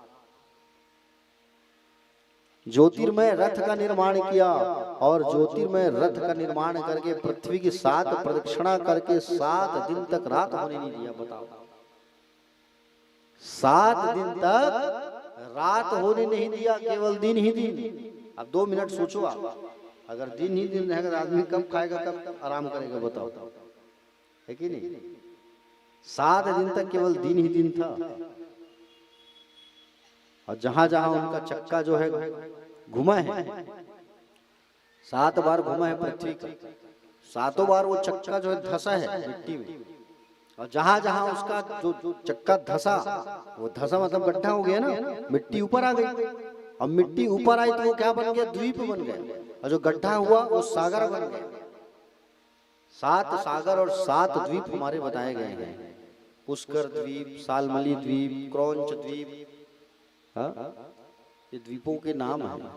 और 7 सागर हुए हमारे, 7 सागर पढ़े हो नहीं? हाँ, 7 सागर। अब हमन पढ़े लिखे भाई, आप मन जान हो जाता। 7 सागर हुए हैं और 7 द्वीप हुए हैं। प्यारे भक्तजन, ब्रह्मा जी आकर के समझाए, बेटा रात होने दो, गड़बड़ मत करो, तुम प्रकृति के साथ छेड़छाड़ मत करो। जहां पर विषय पुरुष रात में सो जाते हैं, वहीं योगी जो है रात्रि में ही समाधि लगा करके ध्यान करते हैं, भजते हैं भगवान को। इसलिए रात होना भी जरूरी है। समझाया और समझाने के बाद में उन्हें विवाह करने का आदेश दिया। तो विश्वकर्मा भगवान की पुत्री बहिष्मति से इनका विवाह हुआ। ठीक है, आगे चल करके प्रियव्रत जी महाराज के पुत्र हुए। तो प्रियव्रत जी महाराज के 10 पुत्र हुए। 7 पुत्र जो है सप्तद्वीप के अधिपति बने और 3 पुत्र उनके ब्रह्मचारी हो गए। तो 7 बेटों के 7 द्वीपों के राजा बना दिए। ठीक है, और पहला जो द्वीप था जम्बू द्वीप, जम्बू द्वीप के अधिपति बने कौन, महाराज आग्नित। कौन बने, आग्नित। आग्नित के 9 बेटा हुए, जिन्होंने पूर्वचिति अप्सरा से विवाह किया। इन्होंने जम्बू द्वीप का 9 खंड करके अपने पुत्रों में बंटवारा कर दिया। पहले खंड का नाम था अजनाब खंड। क्या नाम था, अजनाब खंड, जिसके अधिपति हुए महाराज नाभि। अब मेरु देवी से विवाह करके जब इनका कोई संतान नहीं हुआ तो इन्होंने पुत्रष्टि कामना यज्ञ किया। और यज्ञ जब किया तो सुंदर, इनके यहाँ सुंदर यज्ञ भगवान प्रसन्न हुए और गदगद हो गए। और यज्ञ भगवान प्रसन्न होकर के वचन दिए कि बोले मैं स्वयं ही बेटा बन करके आऊंगा। और स्वयं भगवान नारायण उनके यहाँ नाभि के यहाँ पुत्र बन करके आए। उस पुत्र का नाम पड़ा ऋषभ। क्या नाम पड़ा, जोर से बोलो, ऋषभ नाम पड़ा। ये ऋषभ कौन है, भगवान के ही 24 अवतारों में से एक अवतार ऋषभ देव का। ऋषभ देव भगवान, इनके ओज और तेज से इंद्र को जलन होने लगा। इतना तेज है कहीं इंद्र लोग का राजा ना बन जाए। इंद्र ने वर्षा बंद करना बंद कर दिया इसके साम्राज्य में। अब सोचो आप, इंद्र जो है वर्षा करना बंद कर दिए। और इंद्र जब वर्षा करना बंद कर दिए तब ऋषभ देव भगवान अपनी शक्ति से अपने नगर में बारिश करवाना चालू कर दिए। समझ रहे हो ना, अपनी शक्ति से इंद्र का अहंकार टूट गया। और इंद्र जो है अपनी बेटी जयंती को लेके आए। इंद्र के बेटा और बेटी क्या नाम है, जयंत और जयंती। इंद्र के बेटे का नाम है जयंत, बेटी का नाम है जयंती। और जयंती को ला करके ऋषभ देव को देख दिए और ऋषभ देव ने सुंदर उनसे विवाह किया। विवाह करने के बाद 100 पुत्रों को जन्म दिया ऋषभ देव ने। कितने पुत्र को, 100 पुत्र को जन्म दिया, जिनमें से बड़े बेटे का नाम था भरत। क्या नाम था, भरत। इनके प्रताप से ही इस अजनाब खंड का नाम भारतवर्ष पड़ा है। पहले हमारे देश का नाम भारत थोड़ी था, अजनाब खंड था। समझ रहे हो ना? आसित्य निरंबरस भारत मिति व्यक्तिशंति, बोले हमारे देश का नाम जो है भारत पड़ा है। सुखदेव भगवान कहने लगे परीक्षित से, ऋषभ भगवान ने एक दिन अपने सारे बच्चों को बैठाया, 100 बच्चे, जैसे आप लोग यहाँ 100 की संख्या में बैठे हो श्रोता, है कि नहीं? 100 बच्चों को ऐसे ही बैठाया और ऋषभ देव सामने बैठे और पास बुला करके बैठा करके उपदेश दिया बच्चों को। जो उपदेश ऋषभ देव भगवान ने बच्चों को दिया है, उसी प्रकार से हमको भी बीच बीच में अपने बच्चों के साथ हमको बैठ करके उनको उपदेश देना चाहिए, सुंदर कथा सुनाना चाहिए, उनको भजन सुनाना चाहिए। क्योंकि आजकल के स्कूलों में आपको वो भजन और कथा को सुनने को नहीं मिलेगा। समझ रहे हो ना? एक ऐसा स्कूल है सरस्वती शिशु मंदिर, जहाँ पर एक सदाचार की पुस्तक आज भी दी जाती है, और वहाँ की पुस्तकों में आपको अध्यात्म की बातें और अध्यात्म की कथाएं आपको सुनने को मिलेगा। बाकी आप अगर अंग्रेजी मीडियम में, इंग्लिश मीडियम में पढ़ा रहे हो बच्चों को, तो भूल जाओ तुम कि सनातन धर्म के बारे में वहाँ बताया जाएगा। समझ रहे हो ना? पहले क्या होता था, संस्कृत की जो पुस्तक होती थी वो क्लास 1 से पढ़ाया जाता था, लेकिन अब इंग्लिश मीडियम स्कूल में क्लास 1 से संस्कृत की पुस्तक नहीं पढ़ाते, ना ही सदाचार की एक अलग से पुस्तक होती है। तो सदाचार और संस्कृति के बारे में हमको अपने बच्चे को बताना है, अनुशासन पे कैसे रहना है। छोटी छोटी कथाओं को, आजकल मोबाइल का जमाना है, मोबाइल में छोटी छोटी कथा निकल जाती है, कथा के बारे में बताओ। राम जी का इतना सुंदर सुंदर चरित्र है, लीला है, उनको सुनाओ, उनको दिखाओ, उनको बताओ। ऋषभ देव भगवान अपने बच्चों से कहने लगे, देखो बच्चों, जगत में 2 ही प्रकार का आनंद होता है, आप लोग भी ध्यान से सुनो। जगत में 2 ही आनंद होता है, पहला है विषय आनंद और दूसरा है ब्रह्मानंद। विषय आनंद आपको हर शरीर और हर योनि में प्राप्त होगा, ठीक है, लेकिन ब्रह्म आनंद प्राप्त करने के लिए केवल मनुष्य शरीर की आवश्यकता होती है। नायम देहो ये भागांगुल को कष्टान कर्म कामान हत विभुंग ये तपो दिव्यम पुत्र का येन सत्यम सुखदे जस्मात् ब्रह्म सक्षम तनंतम। ब्रह्मानंद की अनुभूति कैसे होगी? आंखों को बंद करोगे, अपने आज्ञा चक्र में आप ओम का उच्चारण करो और भगवान के उस स्वरूप का आप ध्यान करो, भगवान के स्वरूपों का मनन करो, ठीक है, चिंतन करो। तो जो आनंद आपके आत्मा पर आएगा, भगवान का स्मरण करते ही जो आनंद की अनुभूति होगी वो है ब्रह्मानंद। और विषय आनंद किसे कहा गया है? जाके यहाँ निकल करके तुम गुपचुप खा रहे हो, अरे वाह बड़ा टेस्टी है गुपचुप, है कह रहे हो तुम, और कह रहे हो कि बड़ा टेस्टी है, तो वो ब्रह्मानंद कहलाएगा। विषय आनंद कहलाएगा, ब्रह्मानंद नहीं। तो उस आनंद में रह करके जीवन यापन करना आनंद नहीं है। सही मायने में ब्रह्मानंद में रह करके जो जीवन यापन करोगे वो सही मायने में ब्रह्मानंद कहा गया है। इस प्रकार से बच्चों को ज्ञान की बात जो है ऋषभ देव जी बताने लगे। कह रहे हैं कि जिनकी बुद्धि विषयों तक सीमित होती है उसे पशु कहा गया है, और जो व्यक्ति अपनी बुद्धि को भगवान तक लेके जाता है उसे मनुष्य कहा गया है, ठीक है। देखो, मोक्ष मार्ग को अगर प्रशस्त करना है तो उसकी चाबी केवल कौन है? संत है, ठीक है। कौन है? संत है। इसके विपरीत यदि नरक मार्ग को प्रशस्त करना है तो इसकी चाबी है लंपट पुरुष। महत सेवा द्वार माहुर विमुक्तिस्तामोद्वार उचिताम संगी संगम संत संग अपवर्ग कर कामी भव कर पंथ। क्योंकि स्त्रैण पुरुष की संगति से विषयानुराग जागता है और भगवत रसिकों की संगति से, अच्छे लोगों की संगति से भगवत प्रेम जागता है। इसलिए अच्छी संगति करना चाहिए। हाँ, समझ रहे हो ना? एक बार की बात है, एक गुबरीला का मित्रता हुआ भंवरे से। गुबरीला जानते हो? गुबरीला कहते हैं उसे जो गोबर के कीड़ों से उत्पन्न होता है, गुबरीला। और उसकी जो है मित्रता हो गई भंवरे से। भंवरे कहाँ रहते हैं? फूलों में आते हैं भंवरे, उनकी खुशबू को लेते हैं। अब गुबरीला और भंवरे में मित्रता हुई, दोस्ती हुई, फ्रेंडशिप हुई। अब ये भंवरा जो है गुबरीला को पकड़ करके अपने घर ले आया। चल मेरे घर में भाई, मैं तेरे यहाँ गया था, इतना बदबू में तू रहता है, अब गोबर में बदबू ही तो मिलेगा ना। हाँ? बोले इतना बदबू आ रहा है यहाँ, तो इतना बदबू में तू रह रहे। और ऐसा कहा करके गुबरीला को अपने यहाँ भौरा ले आया, अपने यहाँ लाया और कमल के फूल में बैठा दिया। समझ रहे? अब कमल के फूल में बैठा रहा है, वो मस्त सुगंध ले रहा है। आहा, इतना अच्छा सुगंध। भौरा जो है उड़ करके किनारे बैठा है और वो कमल का फूल जो है सुंदर कमल के फूल से सुगंध लेने लगा।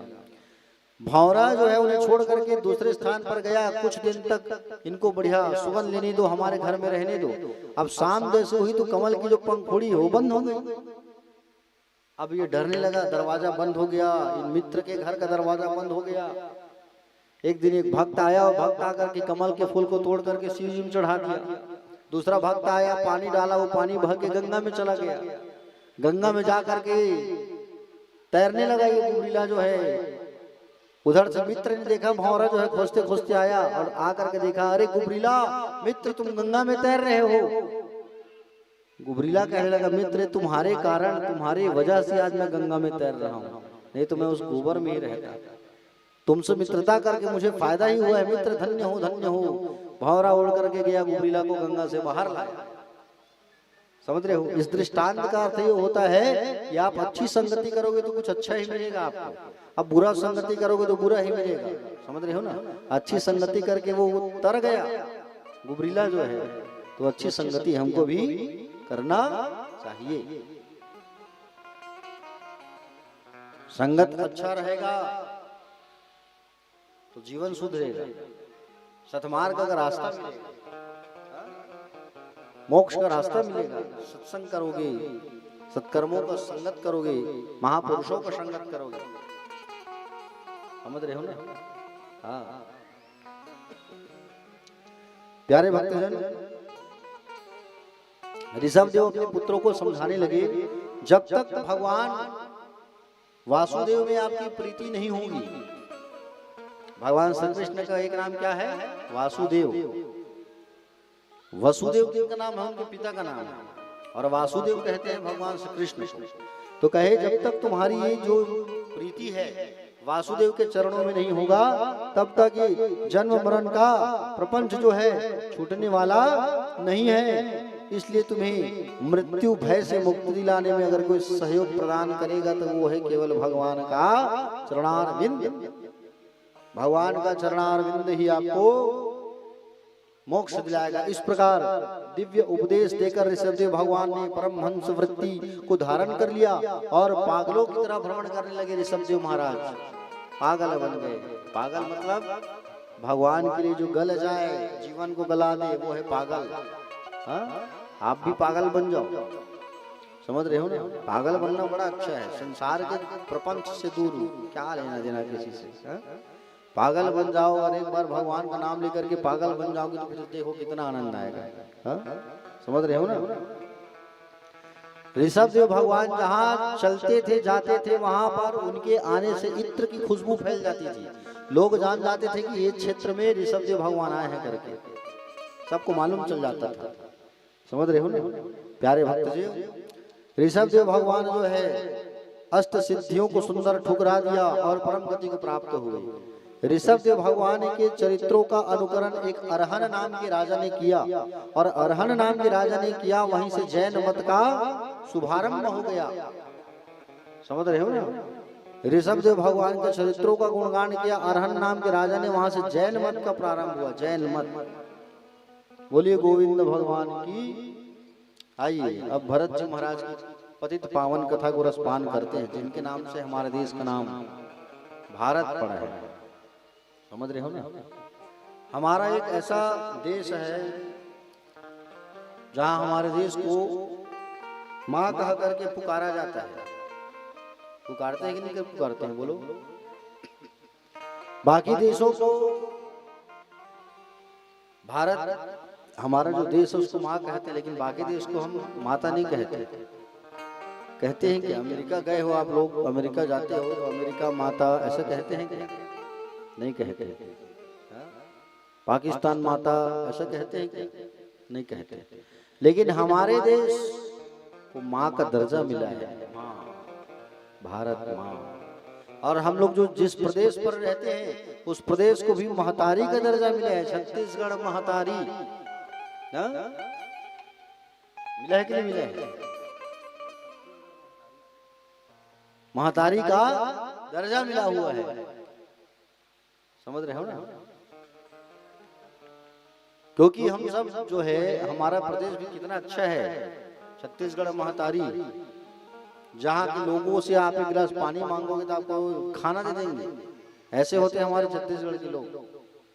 हाँ? और हम धन्य हैं कि हम इस देश के वासी हैं, जिस देश में गंगा बहती है, जहाँ भी बढ़िया कुंभ का मेला हो रहा है।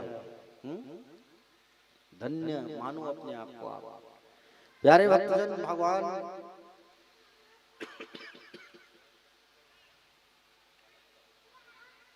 राम भगवान कृष्ण का जहाँ जन्म हुआ है उस देश के हम वासी हैं। आओ सब मिलकर के एक बार हम अपनी भारत माता की जय जयकार बुलाते हैं और बड़ा प्यारा एक देशभक्ति गीत रसपान करते हैं। बोले भारत माता की जय हो। हमारे देश में माताओं की पूजा होती है, जैसे सीता राम, राधे श्याम, उमा शंकर, है कि नहीं? हाँ, आइए एक बड़ा प्यारा गीत रसपान करते हैं, फिर आगे कथा में प्रवेश करेंगे।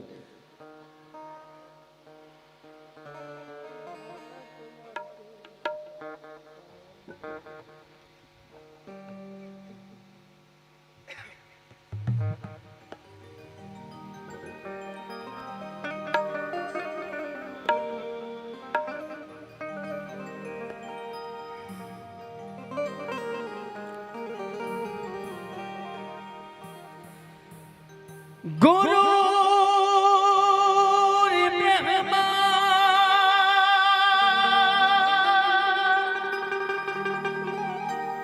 गुरु विष्णु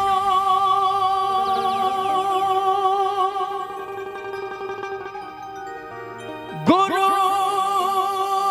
देवो महेश्वरा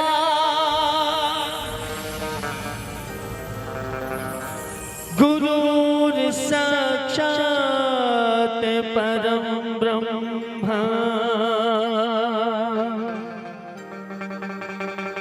तस्मै श्री गुरुवे नमः।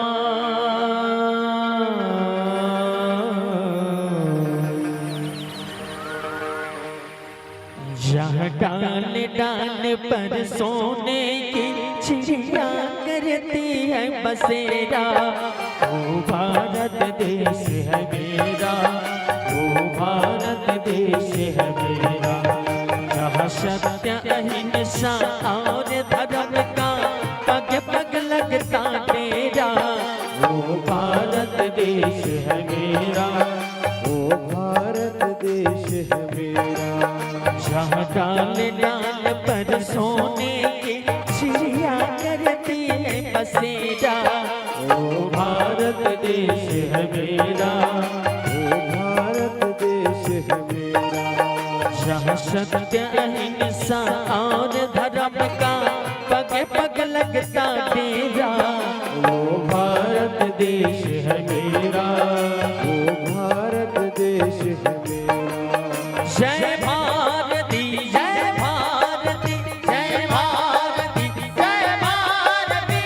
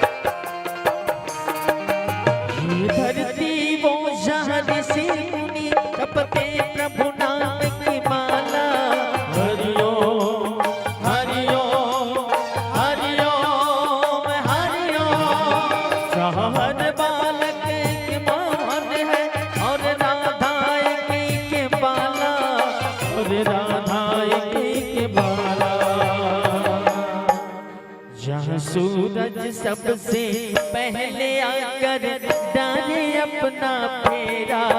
ओ भारत देश है मेरा, ओ भारत देश है मेरा, जहाँ डाल डाल पर सोने की चिड़िया करती है बसेरा। ओ भारत देश है मेरा, ओ भारत देश है मेरा। जय भारती जय भारती जय भारती जय भारती।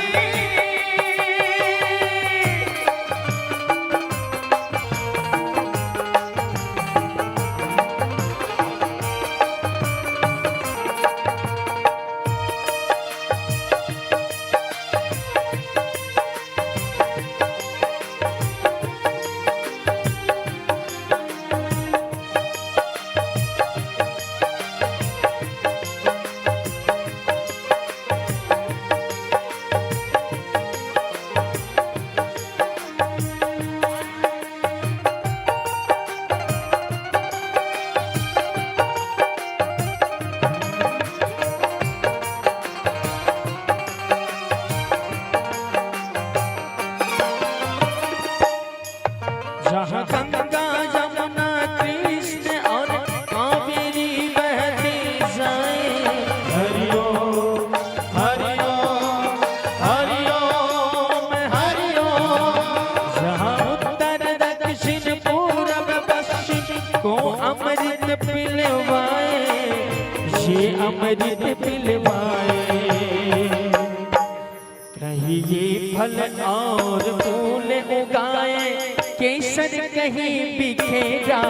ओ भारत देश है मेरा, ओ भारत देश है मेरा, वहाँ डाल डाल पर सोने की चिड़िया करती है बसेरा। ओ भारत देश है मेरा, ओ भारत देश है मेरा। और अलबेलों की इस धरती में त्योहार भी है अलबेले। सिर्फ भारत देश ऐसा है, और खास करके छत्तीसगढ़, जापान में छेड़छेड़ा मांगे नहीं जाता है ना, होली नहीं खेले, गेड़ी नहीं चढ़े। इसलिए कहा गया है अलबेलों की इस धरती में, अरे अलबेलों की इस धरती में त्योहार भी है अलबेले। अलबेलों की इस धरती में त्योहार भी है अलबेले। हरिओम हरिओम हरिओम हरिओम। कहीं दिवाली की जगमग है, कहीं होली के कहीं मेले, कहीं होली के कहीं मेले। जहाँ रंग रंग और हंसी खुशी का चारों ओर है घेरा। ओ भारत देश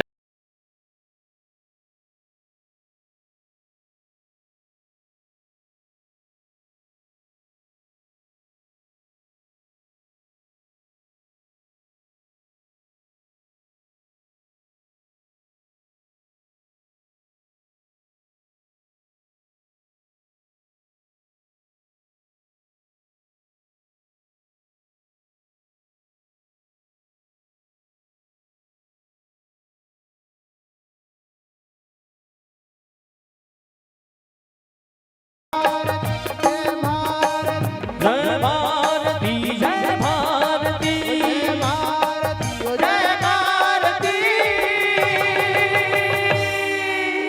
बोल भारत माता की, बोल बाके बिहारी लाल की। राधे राधे। श्री राधे।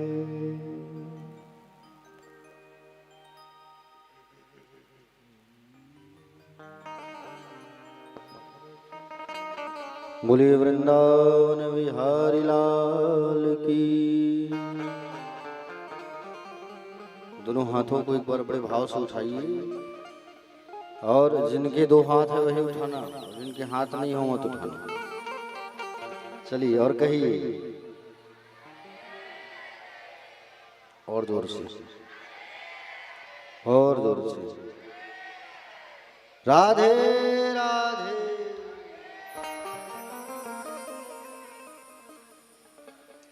तो भरत जी महाराज जीवन यापन सुंदर करने लगे। एक समय की बात है, 5 पुत्र हुए। तो बड़े पुत्र सुमति को, 5 पुत्र जो हुए तो बड़े पुत्र सुमति को सत्ता का भार सौंप करके भरत जी जो है पुलह आश्रम नेपाल क्षेत्र में चले आए। और नेपाल क्षेत्र में आकर के भगवान का भजन करने लगे गंडकी नदी के किनारे। गंडकी नदी कहाँ है? नेपाल में। तुलसी मैया जो है अपने शरीर को त्यागी है, और उनका शरीर जब छूटा तो उनके शरीर, उनका जो शरीर है वही एक नदी के रूप में परिणित हुआ।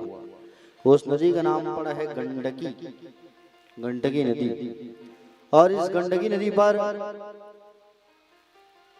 ये वही गंडकी नदी है जिस गंडकी नदी की से शालिग्राम जी की उत्पत्ति हुई है। तुलसी मैया ने श्राप दिया नारायण को कि तुमने मेरे सतीत्व को भंग किया है, जाओ तुम पाषाण हो जाओ। पाषाण मतलब पत्थर। और वही गंडकी नदी में आकर के बड़े से पाषाण पत्थर का रूप ले लिए हैं। छोटी छोटी कीड़े, इनको काट काट करके अलग करने लगे, छोटे छोटे कीड़े। समझ रहे हो ना? हरे भरे तुलसी के वृक्ष को कहीं लेकर के आप जाओगे, और हरे भरे तुलसी के वृक्ष को लेकर के जाओगे आप, और गंडकी में अगर डालोगे आप, तो गंडकी में अगर आप डालोगे हरे भरे वृक्ष को, तो नीचे से शालिग्राम जी जो है आएंगे और आकर के चिपक जाएंगे। ये प्रत्यक्ष प्रमाण है। नेपाल जब जाओगे तो इसको प्रैक्टिकल करना आप लोग। तो भरत जी महाराज उसी गंडकी नदी के किनारे सुंदर आकर के आश्रम बना करके रह रहे थे। क्या कर रहे थे? आश्रम बना करके रह रहे थे। और आश्रम बना करके जब रह रहे थे भरत जी महाराज, उसी समय की बात है, आश्रम में किनारे नहाने के लिए नदी में गए हुए थे। अब नदी में जाकर के भगवान सूर्य को अर्घ दे रहे थे। अर्घ देना मतलब तर्पण करना। आप लोग देते हो भगवान सूर्य को अर्घ? बोलो। सूर्य नारायण को जल जरूर दिया करो। इससे क्या होता है? बुद्धि की सद्गति की प्राप्ति होती है सूर्य जी को जल तर्पण करने से। और खास करके बच्चों को भी अर्घ दिलवाया करो। समझ रहे हो ना? बच्चों को भी अर्घ दिलवाया करो। ज्ञान की प्राप्ति होती है इससे, बुद्धि की प्राप्ति होती है इससे।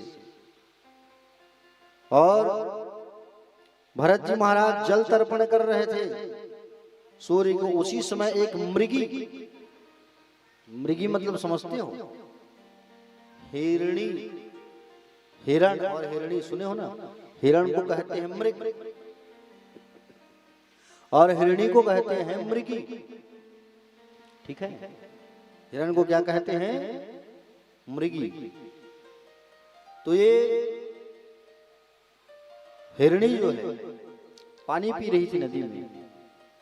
अचानक एक शेर ने दहाड़ मारा, और अचानक एक शेर ने जब दहाड़ मारा तो वो हिरणी जो है छलांग लगा करके भागने लगी।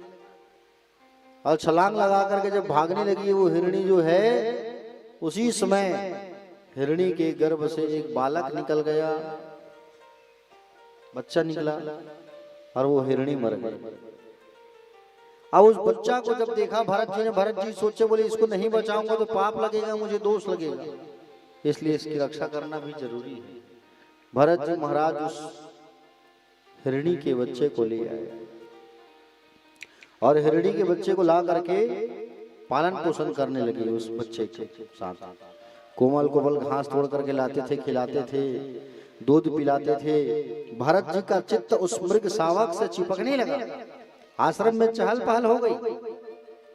भजन गाते थे तो वो नाचते थे, बोलना बंद कर देते थे वो तो बोले चुप बैठ जाते थे। वो हिरणी, हिरणी का बच्चा, प्रेम हो गया उस हिरण के बच्चे से, सोते जागते उठते केवल हिरण हिरण हिरण हिरण हिरण हिरण हिरण हिरण कहकर कितना प्रेम हुआ, इतना प्रेम हुआ।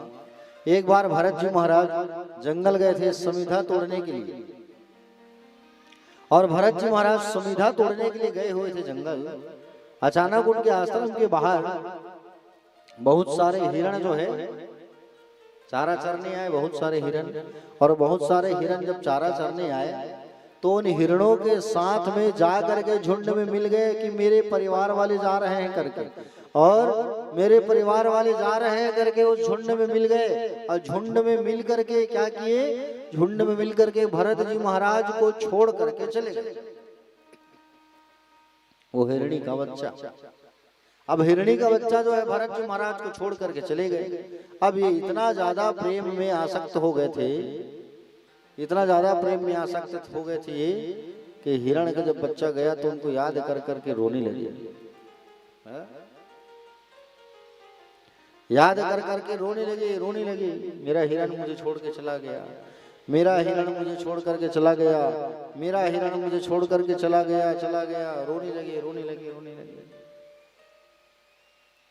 प्रेम सबसे करो लेकिन मोह किसी से ना करो।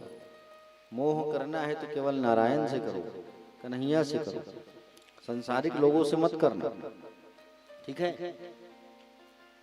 अब मोह इतना ज्यादा हो गया था कि हिरण हिरण हिरण हिरण हिरण हिरण कह करके उनकी याद में प्राण को त्याग दिए भैया, मर गए वो।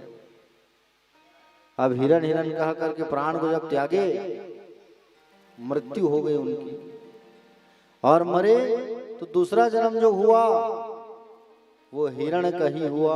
किसका हुआ? हिरण का जन्म हुआ। हिरण हिरण कहा करके प्राण त्यागे तो जन्म कौन सा हुआ? हिरण का ही जन्म मिल गया उसको। क्योंकि अंतिम समय में जिनका स्मरण करोगे, जिनका ध्यान करोगे, वही होता है। और इसने हिरण का स्मरण किया तो हिरण का जन्म मिल गया। अंतिम समय में अगर आपकी मृत्यु होने वाली है और आप किसी को याद करोगे, हाँ, तो वही जन्म मिलता है आपको, ठीक है। इसलिए अंतिम समय केवल भगवान को याद करो। आप अंतिम समय में कहीं कहोगे, क्या कहोगे? अंतिम समय में कहीं तुम्हें याद आया, बहू जिमीकंद की सब्जी खाना है, बना के ले आते, बड़ा टेस्टी खट्टा में। अब जिमीकंद से इतना तुमको प्रेम है, जिमीकंद खाते खाते कहीं मर गए, तो अगले जन्म में तुम्हें जिमीकंद बनना होगा और फिर तुम्हें हम लोग खाएंगे, हैं? तो अंतिम समय में जिसका स्मरण करोगे वही याद आता है। इसलिए अंतिम समय में केवल भगवान को स्मरण करना चाहिए, नारायण को स्मरण करना चाहिए कि गोविंद मेरी यह प्रार्थना है, भूलू न मैं नाम कभी तुम्हारा, निष्काम होकर दिन रात गाऊं, गोविंद दामोदर माधवेति।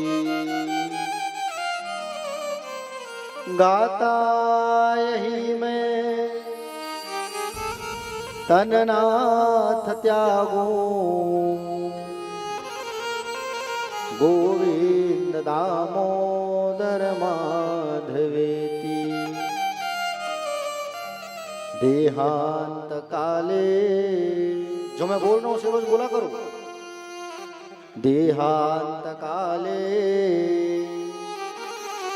तुम सामने हो, बंसी बजाते मन को लुभाते। गाता यही मैं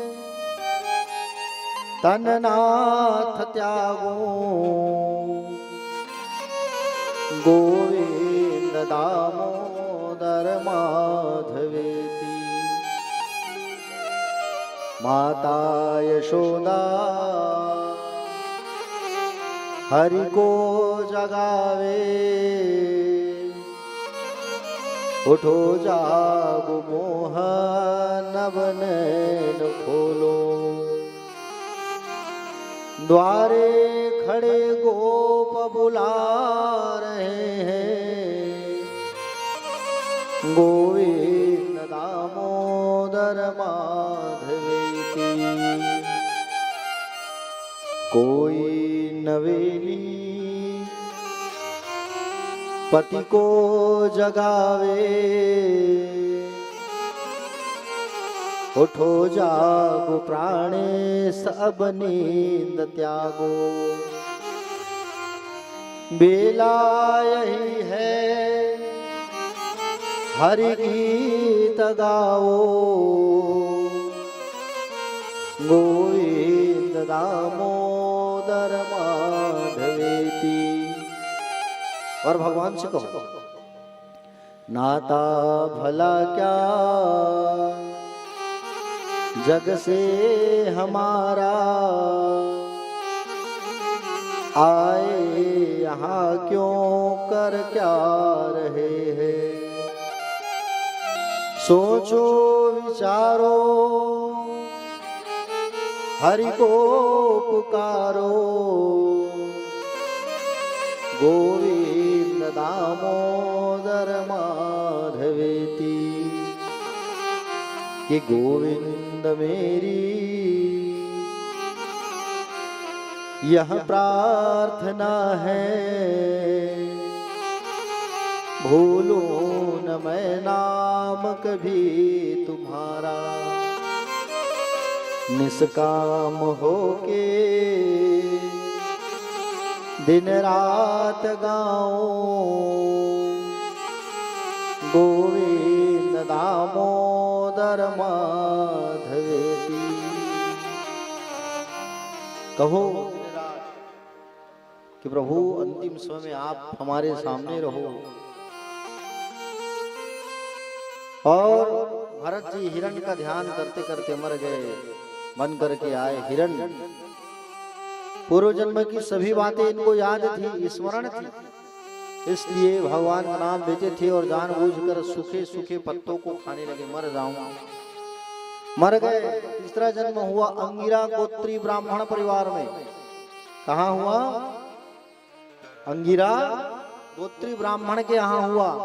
और जिस ब्राह्मण परिवार में इनका जन्म हुआ वहां इन लोग 9 भाई हुआ करते थे। सबसे छोटे थे कौन? भरत जी। सबसे छोटे थे भरत जी महाराज, और इनसे बड़े 8 और लोग थे। 8 भाई तो पढ़ लिख करके शिक्षित हो गए, लेकिन 9वां जो था बड़ा बोधा था, जड़ के समान रहते थे। जड़ मतलब होता है मूर्ख, इसलिए इनका नाम पड़ गया जड़ भरत। क्या नाम पड़ा? जड़ भरत। जड़ के समान जो रहे वो है जड़ भरत। पिताजी इनको पाठशाला भेजे। पाठशाला में कुछ बोलने नहीं आता, पढ़े नहीं आया, सीखा ही नहीं, शून्य भी बनाने नहीं आता था। अब सोचो ऐसा बालक था ये। 0 तो अनपढ़ भी बना लेता है ना भैया, लेकिन इनको शून्य बनाने नहीं आता था। इतना मूर्ख बालक था। मास्टर लोग स्कूल से निकाल दिए, माँ बाप कहे घर में पढ़ाएंगे, मंत्र सिखाते हैं घर में बैठा के। घर में बैठा करके गायत्री मंत्र सिखाने लगे। सीख जा बेटा सीख जा, लेकिन ये केवल ओम भूर तक ही अटके रहे। चाहते तो सबसे फर्राटेदार बोल के बता देते, लेकिन जानबूझ के नहीं बताते थे।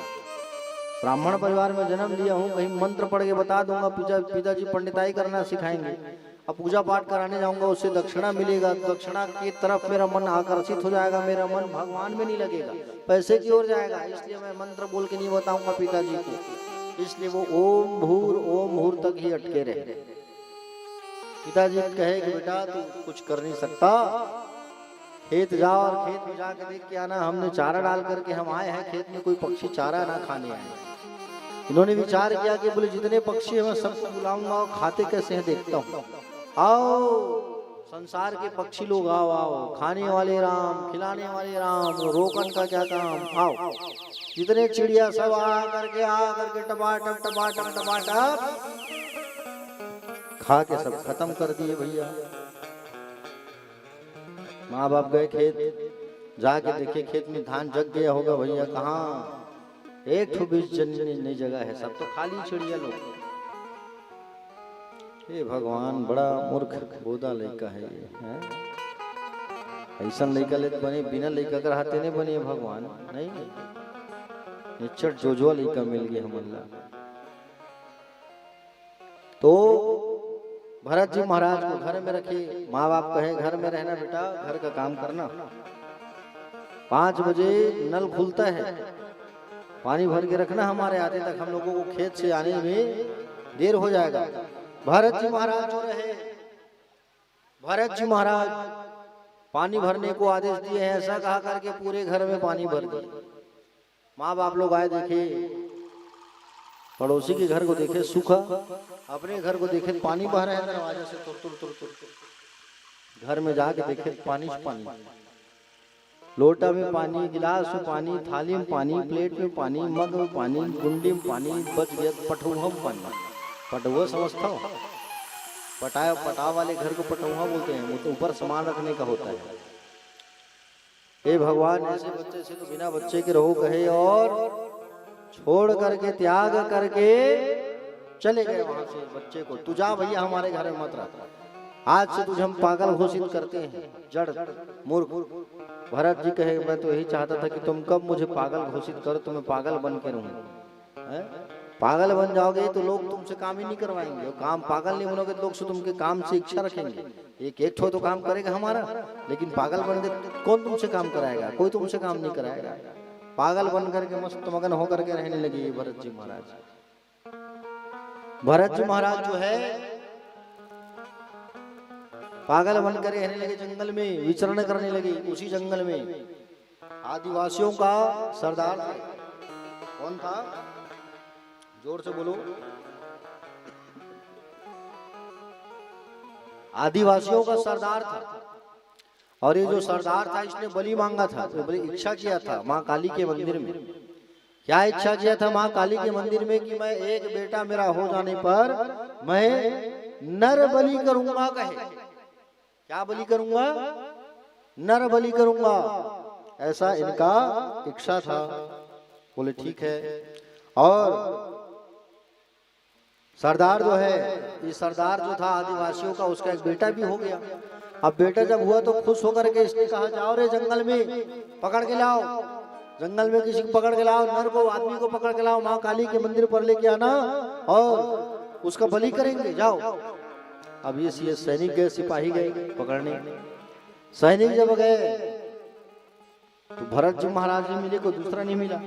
अब भरत जी महाराज को पकड़े, मार रहे हैं, मारते ला रहे हैं, कुछ नहीं बोल रहे हैं, चुप एकदम। किसी से मतलब ही नहीं रखते थे ना, भगवान का नाम भजते रहते थे केवल, और केवल भगवान का नाम स्मरण करते रहे, भजते रहे। मारते मारते उसको लिया, चल हमारे सरदार तुम्हारी नर बलि करेंगे। और सरदार के सामने आए, उनको नहलाया गया, और नहला करके सुंदर वस्त्र कपड़ा पहनाया गया। वस्त्र पहनाने के बाद में श्रृंगार किया गया, लाल कपड़ा, लाल फूल की माला, और कहा अंतिम कोई इच्छा है तुम्हारी तो बोलो, क्या इच्छा है तुम्हारी? तो कहे अंतिम इच्छा मेरी ये है कि माँ काली के दरबार में आया हूँ, तो माँ काली का मैं भजन कर लूं, स्तुति कर लूं। कहे बोले ठीक है, जाओ प्रणाम करके आ जाओ। तो माँ काली के पास गए और जा करके भजन करने लगे, माँ का वंदना करने लगे, स्तुति करने लगे।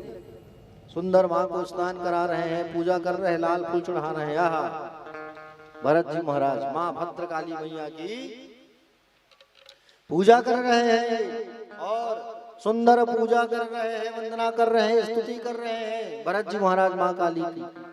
आओ हम सब भी बैठे हैं माँ बमलेश्वरी की दरबार में, तो माँ बमलेश्वरी का सुंदर आराधना करते हैं, भजन करते हैं, कीर्तन करते हैं। बोलिए जय आदि शक्ति जगदम्बा मैया की।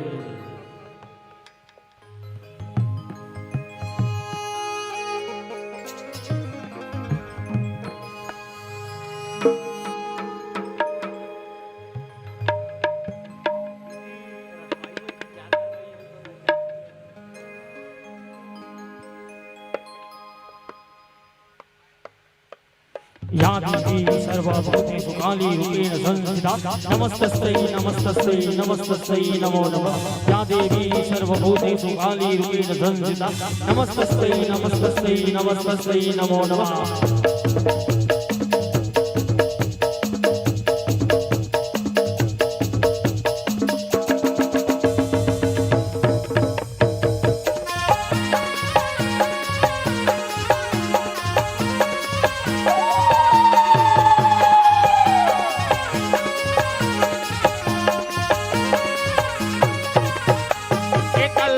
करे माता काली कल कल कल कल कल कल करे माता काली कल कल कल कल कल कल करे माता काली कल कल कल कल करे माता काली धारा पर धरे हाथ मारू बन के बिगराली धारा पर धरे हाथ मारू धरे बिगराली काली जय हो काली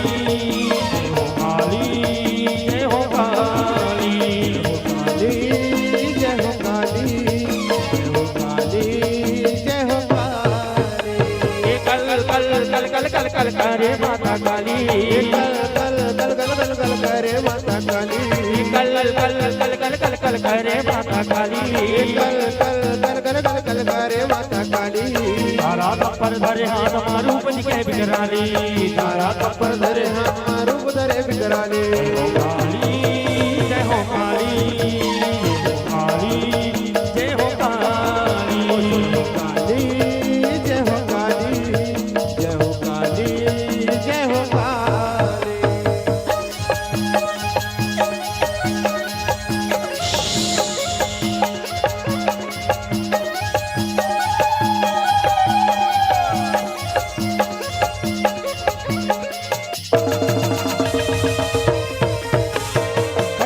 कच धान में कच मुड़ी लकाट जाए वो लकाट नवाए दाई मुड़ी लकाट नवाए वो कटक कटक के गाना माने हम लोग पहुंचाए वो हम लोग पहुंचाए दाई हम लोग पहुंचाए वो ये तर तर तर तर तर तर लहू को है लाली वो तर तर तर तर तर तर लहू को है लाई तारा पर धरे हाथ मारू बन के बिगराली तारा पर धरे हाथ मारू धरे बिगराली हो काली जय हो काली जय हो काली जय हो काली जय हो काली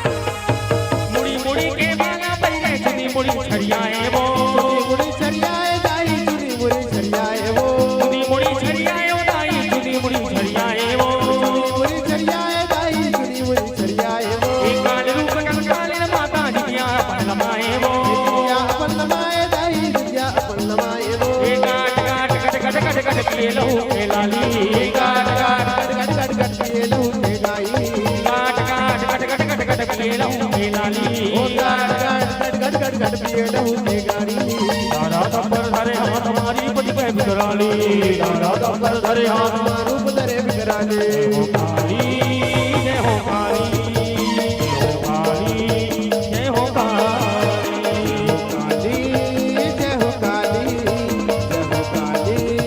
जय हो काली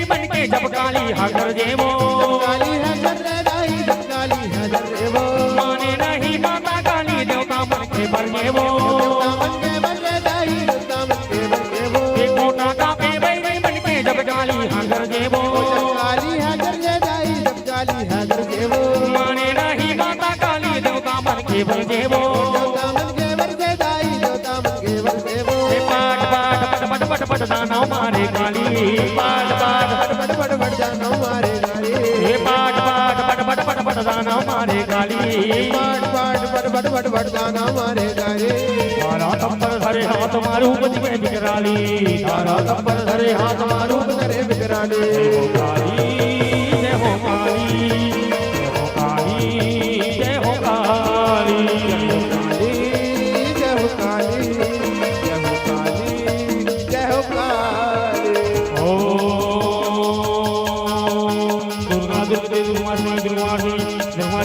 दुर्गा स्वाति दुर्गानाशिनी दुर्गोधारिणी दुर्गा निहंत्र दुर्गा महा दुर्गा ज्ञानदान दुर्गा दुर्गा लोक दुर्गा स्वरूपिणी दुर्गा पदा दुर्गा विद्या दुर्गा सुधा दुर्गा ज्ञान संधानम ज्ञान भासिनी दुर्गा दुर्गा दुर्गा स्वरूपिणी दुर्गा सुरंद्री दुर्गा युद्धधारिणी दुर्गांगी दुर्गा दुर्गा जगत गुरुपिणी दुर्गा सुरत्नी दुर्गा युद्धधारिणी दुर्गादी दुर्गाता दुर्गेश्वरी दुर्भीमा दुर्भामा दुर्लभा दुर्धारिणी नामावली पठेत सर्ववाणी न संशय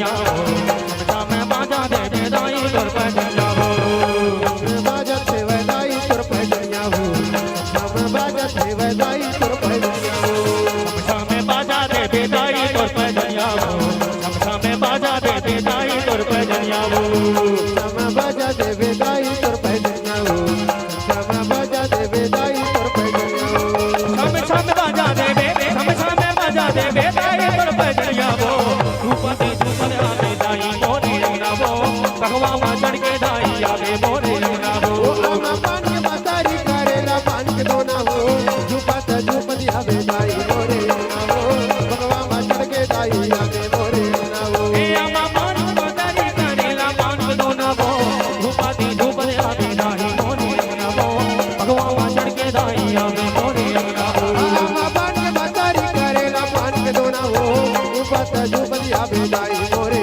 ना हो भगवा मा चढ़ के दाई आवे मोरे ना हो भगवा मा चढ़ के दाई आवे मोरे ना हो तेरा मा चढ़ के दाई आवे मोरे ना हो दर्शन है वो भगवा मा चढ़ के दाई आवे मोरे ना हो ओम या देवी सर्वभूतेषु शीतलारूपेण संस्थिता नमस्तस्यै नमस्तस्यै नमस्तस्यै नमो नमः कौने तोरे अंगे ना बटोरे बूढ़ी माई वो कौने धारे हो जल पानी हो माँ मैया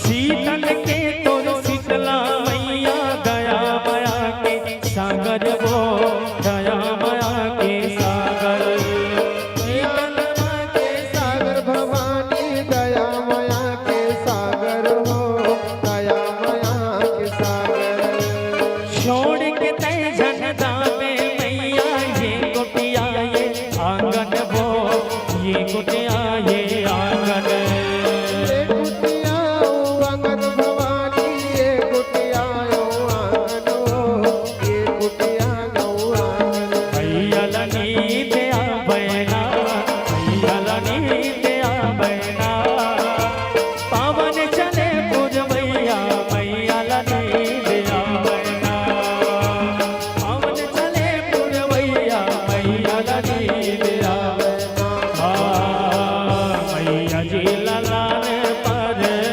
गायो मोर माता मैया जी ललान पर गायो माँ मैया जी ललाने पर गायो मोर माता मैया जी ललाने पर मारो कुछ दरिया के नाली पायो मोर माता कुछ कुछ चौके मोरायो मोर माता कुछ कुछ चौके मोरायो ना गज मोतिया के मैं चौके मोरायो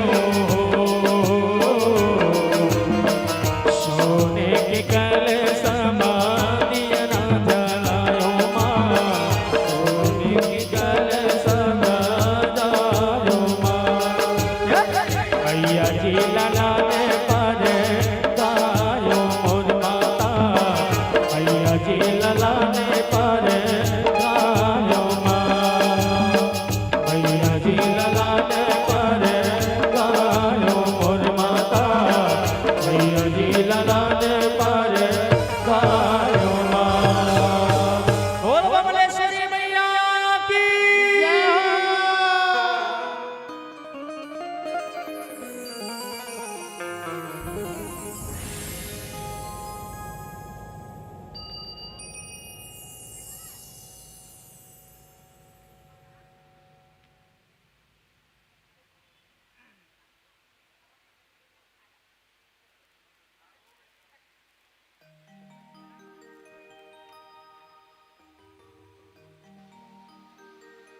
गंगा जल का छिड़काव कर दो, गंगा जल छिड़क दो सबके ऊपर।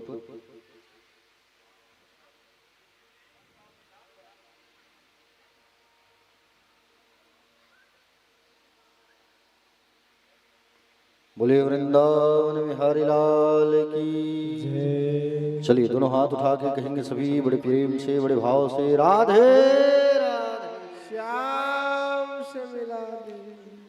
प्यारे भक्तजन, भगवान श्री सुखदेव जी महाराज कथा में बताने लगे राजा परीक्षित से कि बोले हे राजा,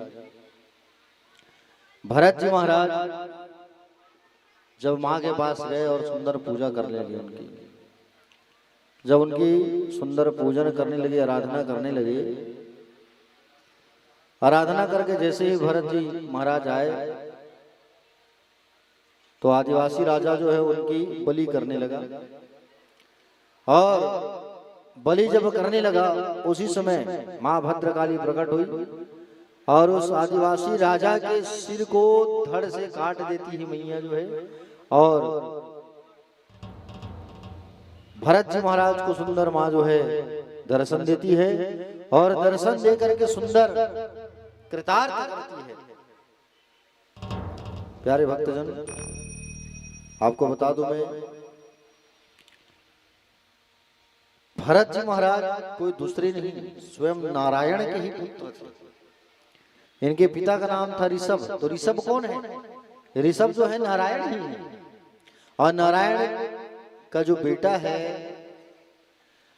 वो अपनी माँ, उसकी माँ उसकी रक्षा तो करेगी ही ना, माँ काली ही तो लक्ष्मी है। सुंदर उनकी रक्षा की है और रक्षा करने के बाद में भरत जी महाराज वहां से चले गए। भरत जी महाराज जंगलों पर रहने लगे। उसी जंगल में एक बार एक राजा अपनी पालकी पर बैठ करके कपिल देव जी के आश्रम जा रहे थे। कपिल के आश्रम, कपिल भगवान के आश्रम। और कपिल भगवान के आश्रम जा रहे थे ज्ञान की बात श्रवण करने के लिए, सीखने के लिए। और ज्ञान की बात जब सीखने जा रहे थे कपिल भगवान के यहाँ, उसी समय की बात है, पालकी पर बैठे थे राजा रहु। और पालकी उठाने के लिए 4 लोगों की आवश्यकता होती है, 4 लोगों की, है कि नहीं? एक पालकी उठाने वाले का तबीयत जोरों से खराब हो गया। राजा रहु ने कहा जाओ जंगल से किसी पालकी उठाने वाले को लेके आना। और जब जंगल गए तो जंगल से हट्टे कट्टे आदमी देख करके इनको उठा करके ले आया भरत जी महाराज को। हट्टा कट्टा आदमी देख करके भरत जी को पकड़ के ले आए और भरत जी महाराज को पालकी को पकड़ा दिया गया और पालकी को पकड़ा करके चलने के लिए कहा। भरत जी महाराज पालकी को पकड़ करके चलने लगे। मार्ग में चीटी चीटा दिखा, चीटी छोटी छोटी, तो पालकी को पकड़ के भरत जी महाराज कूदने लगे। कोई जंतु मेरे पैर में आ करके दब करके ना मर जाए। मार्ग में फिर आगे गए तो फिर कोई चीटी दिखी, फिर कूदे, बार बार कूदने लगे। तो राजा का सिर पालकी पर टक टक टक लगने लगा। राजा झांक के देखा कौन कूद रहा है, बोले ये हट्टा कट्टा आया वो कूद रहा है। राजा जो है ताना मारने लगा, ये पतला दुबला आदमी के ऊपर तुम लोग मार दे दिए हो जी जानबूझ करके। हट्टा कट्टा आदमी पतला दुबला कह रहे हैं। बोले पतला दुबला कितना पतला है, देखो देखो सूख गया है, कूद रहा है बार बार, उसके हाथ में तुमने ये भार दे दिया है, अच्छा नहीं किया तुमने। ऐसा कहा करके ताना देने लगे। ये फिर जब कूदे, कोई चीटी आई मार्ग में, फिर कूदे, फिर राजा का सिर टक से लगा। और राजा का सिर जब लगा, अब ये कहा कि मैं तुम्हें इतना दंड दूंगा, इतना दंड दूंगा कि यमराज भी कांप जाएगा तुमको। जब मैं दंड दूंगा, इतना दंड दूंगा तुम, यमराज भी कांप जाएगा उस दंड को देख करके कहे। प्यारे भक्तजन, इस बात को सुन करके जड़ भरत जी कहे कि मुझे अब बोलना होगा, अगर मैं नहीं बोलूंगा तो ये कहते रहेंगे कुछ भी कुछ भी। ऐसा कह करके मन में विचार किया और कहा कि राजन मारोगे किसे? मेरे इस शरीर को। मोटा होना पतला होना ये शरीर का कर्तव्य है और तुम मुझे नहीं मार सकते, क्योंकि मरेगा ये शरीर। आत्मा तो हमेशा जीवित रहती है, आत्मा तो हमेशा जिंदा रहता है। और इस शरीर को मारोगे तुम, आत्मा को नहीं मार सकते। राजा ने देखा कि बोलिए ज्ञान की बात करने वाला कौन है। झांक करके देखा तो जनेऊ, कन्हा में जनेऊ लटका था, जनेऊ। पूछा, बोले महाराज कौन हो आप? तब अपना परिचय दिया कि मैं भरत महाराज हूँ और चाहा कि तुम राजा हो, मैं कालांतर में पूरे खंड का राजा हुआ करता था। मेरा नाम जड़ भरत है। कालांतर में मैं ऋषभ देव का पुत्र था भरत।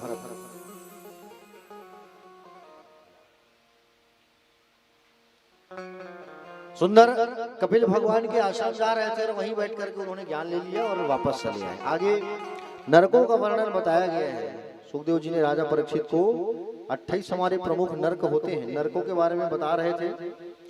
14 भुवन और ब्रह्मांड का विस्तार 50 करोड़ योजन है और 7 द्वीप 7 समुद्र पृथ्वी से 99,000 योजन नीचे क्या है?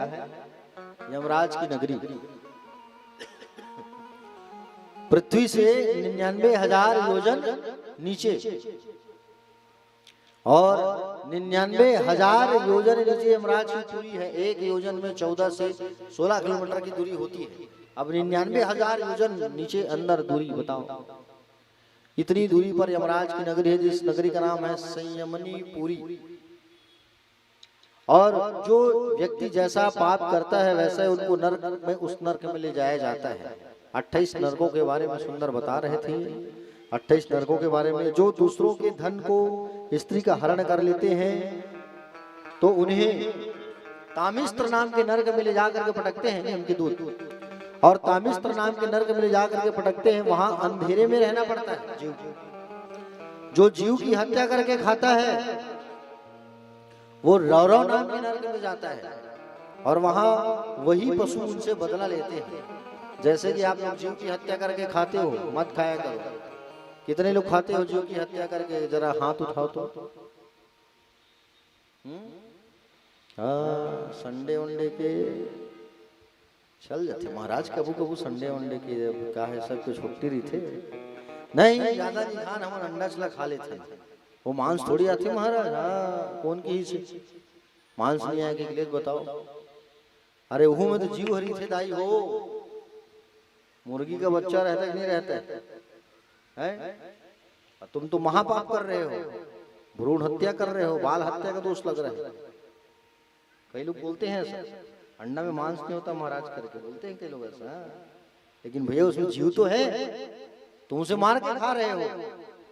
और अगर हम मांस खाते हैं, मांस का भक्षण हम अगर करते हैं तो ये मान करके चलो कि हम रौरव नाम के नरक में जाएंगे और वहां वही पशु इंतजार करते रहते हैं कि कब ये आए तो हम बदला ले इससे।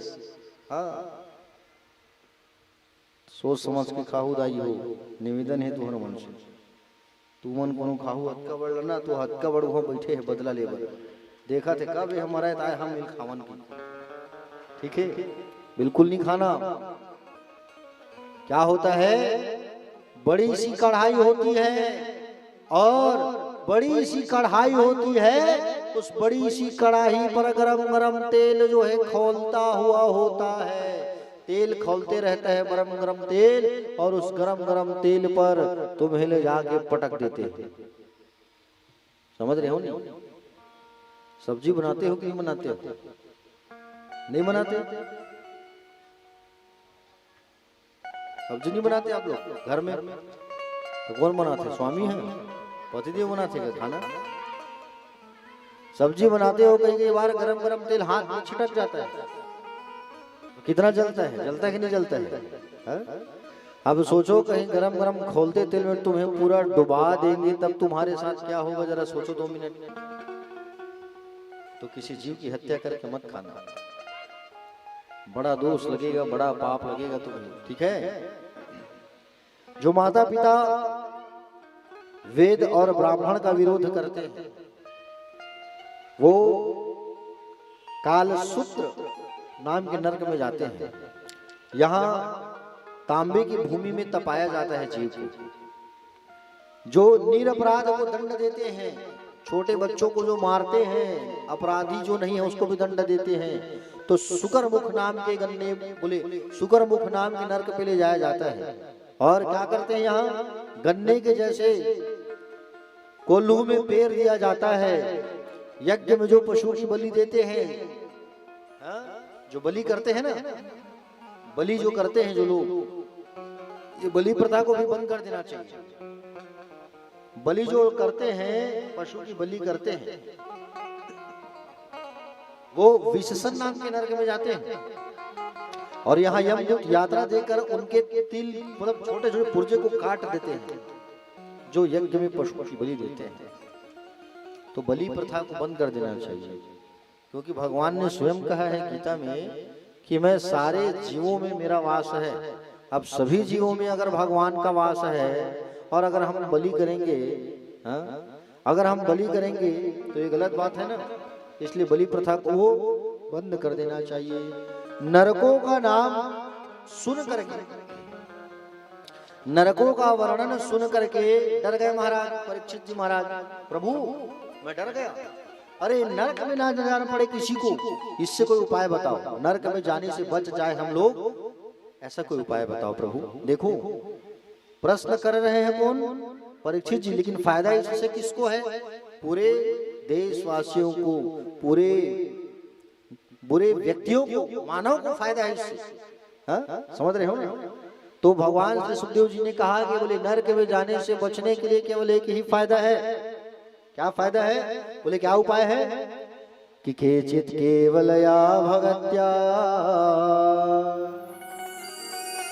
वासुदेव परायणा अधम अद्यम धून्वन्ते काछेन निहारमीव भास्करः। हे राजन, भगवान की भक्ति के द्वारा, भगवान की भक्ति के द्वारा स्वयं हम अपने पापों को धो सकते हैं। अगर हम भगवान की भक्ति करेंगे, अगर हम भगवान की भक्ति करेंगे तो हमें नरक में जाना नहीं पड़ेगा। इसलिए भगवान की भक्ति करना चाहिए। अगर हम भगवान की विनती करें, भगवान की आराधना करें, भगवान की सत्संग अगर हम करें तो हम नरक में जाने से हम बच सकते हैं। और नरक में जाने से बचने का केवल एक ही साधन है, केवल भगवान नाम उच्चारण। भगवान का नाम उच्चारण करो, इससे आप नरक में नहीं जा सकते। भगवान श्री सुखदेव जी ने कहा कि बोले सुनो राजन, एक बड़ी सुंदर कथा मैं तुम्हें रसपान करा रहा हूं। कहे बड़ी सुंदर कथा। एक अजामिल नाम का एक ब्राह्मण था। कौन सा ब्राह्मण था? अजामिल नाम का एक ब्राह्मण। अजामिल, अज धन मिल।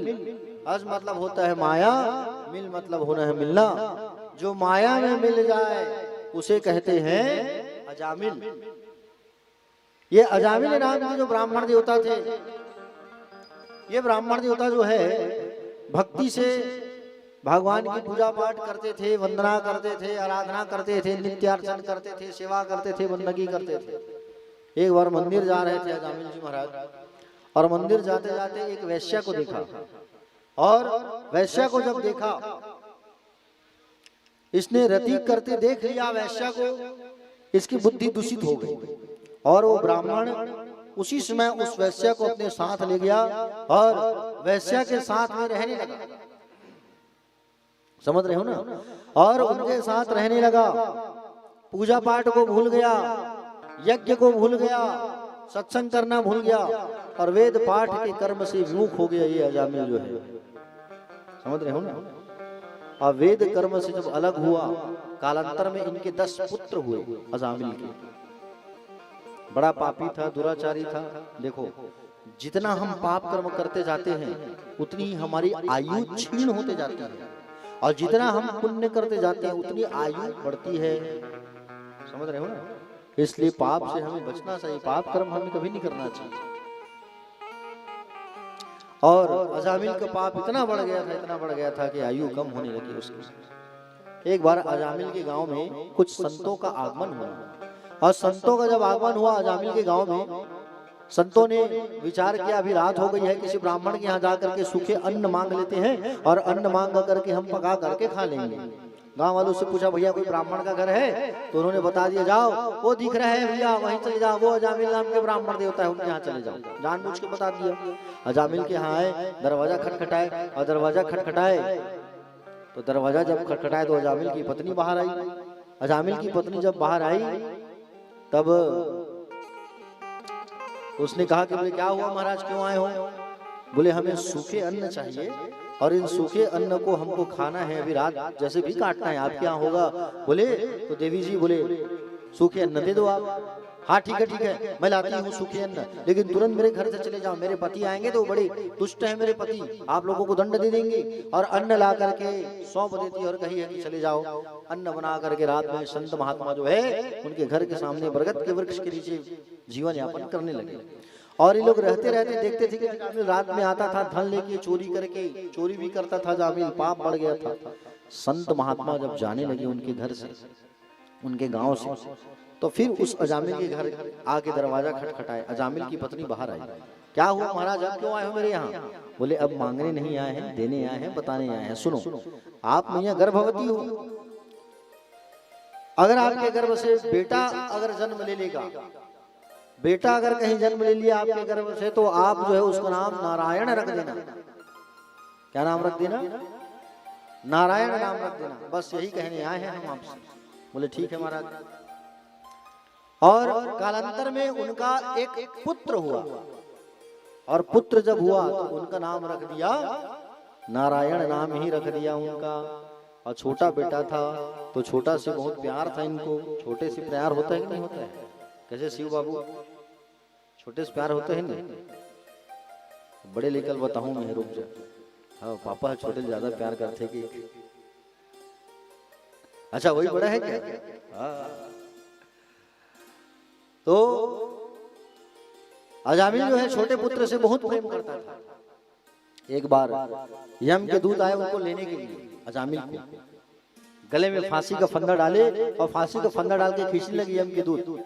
उसी समय ये अजामिल जो है अपने छोटे पुत्र को बुलाया, नारायण नारायण है नारायण। उतने में नारायण के दूत आ गए, भगवान के दूत आए, और भगवान के दूत आ करके यमराज के दूतों को मार करके भगाने लगे। बोले भगो यहाँ से। बोले क्यों?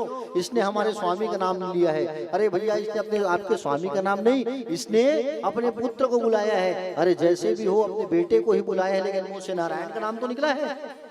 छोड़ो हाँ इन्हें, आप नहीं लेके जा सकते। यम के दूतों को मार के भगा दिए। अजामिल का प्राण बच गया। और अजामिल सोचने लगा, अरे मैं अपने बेटे को ही बुलाया हूँ, तो बेटे को मैं बुलाया तो मैं बच गया, उनका नाम लिया। तो अगर मैं साक्षात उनका नाम भजना चालू कर दूं तो मैं तो बहुत से पार हो जाऊंगा। ऐसा कह करके अजामिल जो है सब छोड़ करके हरिद्वार चलाया, हरि के द्वार हर की पौड़ी में, और जा करके भगवान का नाम जपने लगा, नाम भजने लगा, नाम जपने लगा और नाम भजने लगा। समझ रहे हो ना? कल्याण हो गया उसका। इसलिए प्यारे भक्तजन, नाम जो है भगवान का लेते रहना चाहिए, स्तुति करते रहना चाहिए। हाँ? अजामिल जैसा जो पाप कर्म किया वो अंतिम समय में भगवान का नाम लेकर के तर गया, अंतिम समय में भगवान का नाम लेकर के। इसीलिए मैं कहता हूँ कि अगर बेटा है तो बेटा का नाम रखो भगवान के नाम को जोड़ करके, अगर बेटी है तो भगवती का नाम रखो, बेटी हो गई तो नाम रख दो गंगा। अगर मरने के समय गंगा बेटी ऐसा कहा करके मर गए, गंगा कहा करके तुम तर जाओ। मरने के समय कहीं तुम चिल्ला दिए नारायण, नाम रख दिया तुमने शंकर, नाम रख दिया है केशव, नाम रख दिया कन्हैया, नाम रख दिया कृष्ण, नाम रख दिया शिव, शिव कहा करके मर गए तो तुम डर जाओगे। समझ रहे हो ना? इसलिए अपने बेटा और बेटी का नाम भगवान के नाम को जोड़ करके रखना चाहिए। आधुनिकता के नाम को हमें नहीं लेना चाहिए। समझ रहे हो ना? आजकल के लोग नाम रखते हैं चिंटू, मिंटू, पिंटू, है कि नहीं? ये कोई नाम है? बताओ अब आप। टुक टुक, कुकू, कुकू, ये सब नाम रखते हैं आजकल के लोग। उद्धार होगा क्या बताइए? बिल्कुल नहीं होगा।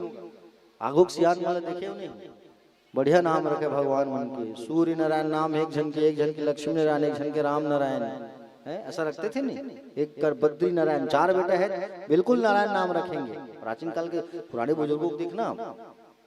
आजकल के लोगों को शर्म आता है भगवान का नाम रखने में। एक से एक आजकल नेट का जमाना हो गया, इंटरनेट का, तो इंटरनेट में तरह तरह के नाम निकालेंगे और नाम निकाल के रखेंगे। अरे कम से कम भगवान का नाम रखो, लड़की है तो देवी का नाम रखो। ना जाने अगर तुम्हारे मुंह से एक बार भी निकल जाता है दिन में तो तुम्हारे अनजाने तुम्हारे द्वारा किए गया पाप नाश हो जाएगा। पापों का क्षय होता है भगवान का नाम लेने से। इसलिए भगवान का नाम रखना चाहिए। इसलिए मैं आपका नाम परिवर्तन कर दिया और शिव नाम रख दिया हूँ, ताकि शीलादाई है, कम से कम शिव शिव कही तो उद्धार हो। परिवार वाले शिव शिव कहेंगे तो नाम उद्धार होगा, इसलिए मैंने नाम परिवर्तन कर दिया। भाई पत्नी का नाम पार्वती है तो आपका नाम शिव होना चाहिए, है कि नहीं? हाँ। यहाँ पे हम वो साउंड वाला लड़का बैठा रहता था, अभी कहीं गया हुआ है, उसका नाम पेमन है। अब मैंने कहा तुम्हारा नाम पेमन है, तुम्हारा नाम चेंज कर देते हैं। उनका नाम प्रेमानंद रख दिए। ऐसे हमारे साथ एक लड़का आता था, उनका नाम था नेमीचंद। अब सब उनको चिढ़ाते थे, नेमीचंद गली नंबर 3, गली नंबर 3। उसका नाम रख दिया हम लोगों ने नारायण। तो जहां जाते हैं वहां नाम परिवर्तन बिल्कुल कर देते हैं हम लोग, ताकि भैया कल्याण हो हर व्यक्ति का। क्योंकि भगवान का नाम ही बोले लोगों को तार सकता है, और कलयुग में वही एक प्रधान है भगवान का नाम। कलयुग केवल नाम धारा, सुमर सुमरी नर उतर ही पारा। तो अजामिल जो है डर गया भगवान का नाम लेकर के, भगवान का नाम उच्चारण करके। तो प्यारे भक्तजन, हम सबको भी भगवान का नाम स्मरण करना चाहिए, लेना चाहिए। भगवान श्री सुखदेव जी महाराज से राजा परीक्षित जो है प्रश्न करने लगे, बोले हे प्रभु एक बात बताइए, भगवान जो है समदर्शी हैं, तो भगवान समदर्शी हैं, भगवान सबके साथ समान व्यवहार करते हैं, तो एक बात बताइए भगवान जो है पक्षपाती क्यों बनते हैं? भगवान सुखदेव जी ने कहा, बोले अच्छा पक्षपाती कब बने हैं ये बात बताओ आप। हमेशा भगवान जो है देवताओं को जीवन दान देते हैं और राक्षसों को मारते हैं। भाई राक्षसों को भी तो जीवन दान देना चाहिए, है कि नहीं? भगवान पक्षपाती करते हैं, राक्षसों को मारते हैं और देवताओं को बचाते हैं। आप बताइए ऐसा क्यों? तो भगवान श्री सुखदेव जी ने कहा, बोले सुनो राजन, यही प्रश्न युधिष्ठिर जी ने नारद से किया था, समझ रहे हो ना? जिस समय एक समय की बात है, तुम्हारे दादा राजसु यज्ञ के समय पर प्रथम नाम पर द्वारिकाधीश का नाम ले दिए थे। प्रथम स्मरण प्रथम नाम किसका ले दिए? द्वारिकाधीश का नाम ले दिए थे। और द्वारिकाधीश का नाम लेने पर शिशुपाल जो है गालियों के बौछार कर दिए। 101 गाली होते ही भगवान ने उनके शीश को, गर्दन को काट दिया। लेकिन उनका जो तेज है वो भगवान में ही समा गया, भगवान ने उनका उद्धार कर दिया। वैसे ही प्यारे भक्तजन, वैसे ही एक दैत्य वंश में एक बालक जन्म लिया जिसका नाम था प्रहलाद। राक्षसों के वंश में एक बालक जन्म लिए, उसका नाम था प्रहलाद। और ये प्रहलाद जो है कई बार भगवान इनकी रक्षा किए हैं, क्योंकि राक्षस कुल में जन्म लिए थे ना, फिर भी भगवान इनकी जान बचाए हैं, रक्षा किए हैं। राक्षस कुल में जन्म लिए थे प्रहलाद जो है। आइए प्रहलाद चरित्र की कथा को हम सब जो है रसपान करते हैं। ब्रह्मण्यम शील संपन्नम सत्य संधो जितेंद्रिया। भक्त प्रहलाद किनका बेटा था? हिरण्यकश्यपु का। इनकी माँ का नाम था कयाधु। क्या नाम था? कयाधु नाम था इनकी माँ का। देखो प्यारे भक्तजन, भक्त प्रहलाद जो है ब्राह्मणों के भक्त थे, शील संपन्न थे, सत्यनिष्ठ और जितेंद्रिय थे। कारण एक था, परीक्षित जी कृष्ण रूपी ग्राह ने इनको ग्रस लिया था। तो बचपन से ही बालकों को खेल खेलना चाहिए, तो ये खेल नहीं खेलते थे, बल्कि भगवान का ध्यान करते थे प्रहलाद जी बचपन से। किनका ध्यान करते थे? बचपन से भगवान का ध्यान करते थे प्रहलाद जी जो है बचपन से, और भगवान का नाम स्मरण किया करते थे बचपन से ही। एक समय की बात है, हिरण्यकश्यपु जो है तपस्या करने गए हुए थे, और हिरण्यकश्यपु जो है जब तपस्या करने गए हुए थे, एक बार बृहस्पति जी जो है आए, और बृहस्पति जी आकर के तोता का रूप बना करके आए और इनके तपस्या में विघ्न डालने लगे। और तपस्या में जब विघ्न डालने लगे, तोता का रूप लेकर के आए और कहने लगे नारायण नारायण नारायण। अब हिरण्यकश्यपु वापस आ गया। हिरण्यकश्यपु जी जो है वापस आए, तो वापस जब आए तो इनकी पत्नी कयाधु ने सोचा मेरे पति जो है वापस आ गए हैं, आज मैं एक काम करूंगी, अपने पति के मुंह से अनगिनत बार भगवान का नाम उच्चारण करवाऊंगी। कहे बोले ठीक है, कैसे करें? बोले दासियों को उन्होंने हटा दिया और दासियों को के हाथ से पानी लेकर के स्वयं पानी लेकर के देने लगी। कहने लगी कि बोले क्या हो गया था स्वामी, आप वापस कैसे आ गए, क्या कारण है? तो कहा कि बोले क्या बताऊं कयाधु, एक तोता जो है नारायण नारायण रट रहा था, इसलिए मैं वापस आ गया। हिरण्यकशिपु राक्षस है, भगवान को शत्रु मानता है अपना, और शत्रु मानता है फिर भी भगवान का नाम ले रहे हैं, वो जैसे तैसे ले रहे हैं। कयाधु जो है फल लेकर के आई है, पूछी क्या हुआ था स्वामी, कैसे वापस आ गया, आप तो तपस्या करने गए थे। अरे क्या बताऊं कयाधु, एक पक्षी आया और पक्षी जो है आ करके नारायण नारायण जप रहा था और नारायण नारायण जप रहा था, इसके चलते मैं वापस आ गया। लिया कि नहीं लिया नाम? ऐसे ऐसे करके अनगिनत बार भगवान का नाम जो है उच्चारण करवाती है कयाधु जो है, अनगिनत बार। प्यारे भक्तजन, कयाधु रात्रि में पैर दबाते दबाते फिर पूछती है क्या हुआ था स्वामी, कैसे वापस आ गए?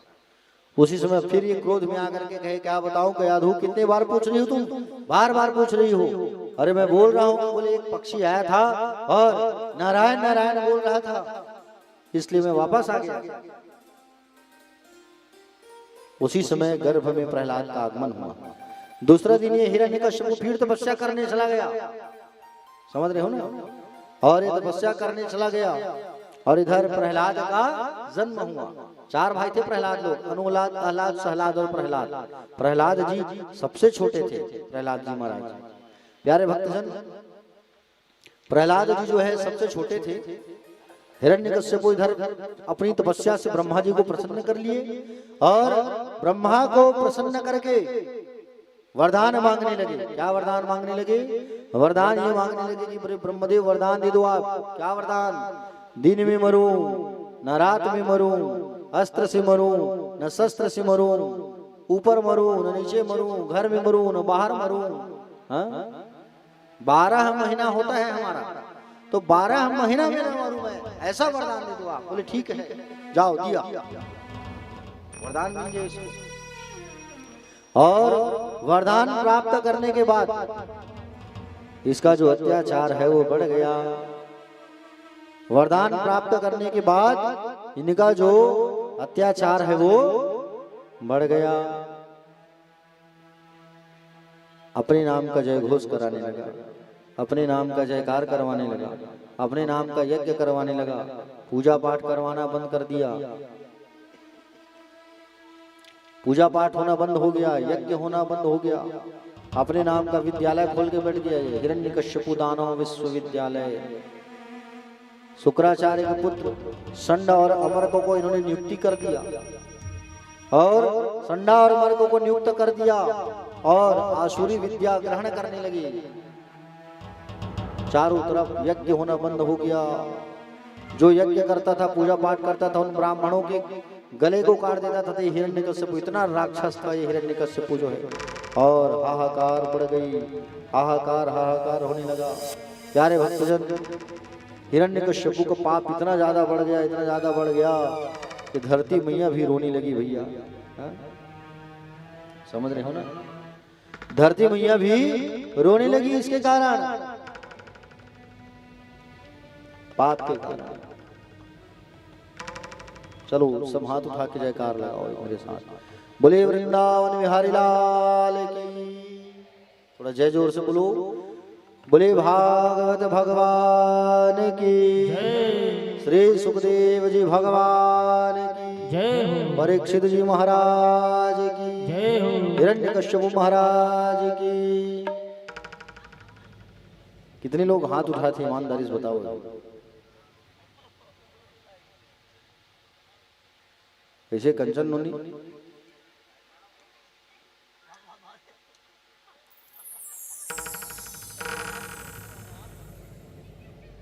सम्राट बाबू बता रहे हैं आप हाथ उठाए थे करके, उठाई थी ना, विभव भी बता रहे हैं। शिव बाबू आप भी हाथ उठाए थे ना? हाँ। अच्छा कितने लोग हिरण्यकश्यप को भगवान मानते हो ये बताओ। चलो कौन हाथ उठा रहा है? कैसे मनु हिरण्यकश्यप भगवान मान दसो लोग तो दाइल बताऊं मैं है। हिरण्यकश्यप भगवान थोड़ी है जी है। बोलो वो तो मैं जानबूझ के बोला हूं। किनका किनका ध्यान कथा में है कि नहीं करके, कौन कौन सुन रहे हैं कि नहीं सुन रहे हैं, जानबूझ के इसलिए बोला हूं ताकि मुझे पता चले कि बोले कथा में इतने भक्तों का ध्यान है ना। ठीक है चलो हाथ उठाओ। अब नहीं बोलूंगा टेंशन मत लो, चलो हाथ उठाओ। बोले बाके बिहारी लाल की, वृंदावन बिहारी लाल की। तो हिरण्यकश्यप जो है वरदान प्राप्त करके घोर पाप करने लगा। अपने बच्चों को भी अपने ही विद्यालय में भर्ती करा दिया है।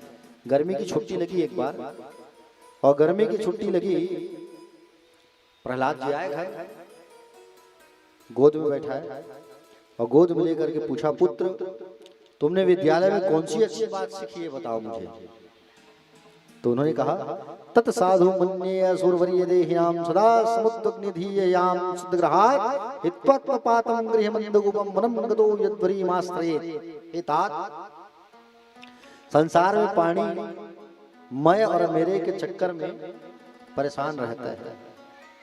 मैं समझता हूं यह घर मैं और मेरा वाला जो घर है ना वो अंधकूप है, अंध कुआं है, और अतः इसे त्याग करके भगवान का भजन करना चाहिए, क्योंकि इस अंधकूप में पड़ने पर आपने निकल नहीं पाता। एक बार सांसारिक कुआं में अगर कोई गिर गया तो रस्सी डाल के निकाल लोगे, लेकिन ये तेरा मेरा वाला जो चक्कर है इससे निकल पाना बहुत मुश्किल होता है। हिरण्यकश्यप ने सन्ना मरकर से कहा क्या उल्टा सीधा पढ़ा रहे हो तुम मेरे बच्चे को? हा? हमारा ही बेटा हमें ही भजन करने का उपदेश दे रहा है ये। नवधा भक्ति का पाठ सिखा दिया पिताजी। बोले नवधा भक्ति को अपनाओ, भगवान नारायण की भक्ति करो। मैं भी भक्ति कर रहा हूं भगवान की और आप भी भगवान की भक्ति करो, इसी में फायदा है सभी का, इसी में फायदा है सभी का। ऐसा कहने लगे। हिरण्यकश्यप भड़क गए और हिरण्यकश्यप भड़क करके कहे सिपाहियों से, ऐ सिपाहियों इसे इतना मारो कि इसके शरीर से, इसके मन से, बुद्धि से नारायण के नाम का भूत जो है उतर जाए। इतना मारो उसे जाओ, और इतना मारो कहे लातों से मारने लगे प्रहलाद को, लातों से घूसों से, लातों से और घूसों से जब मारने लगे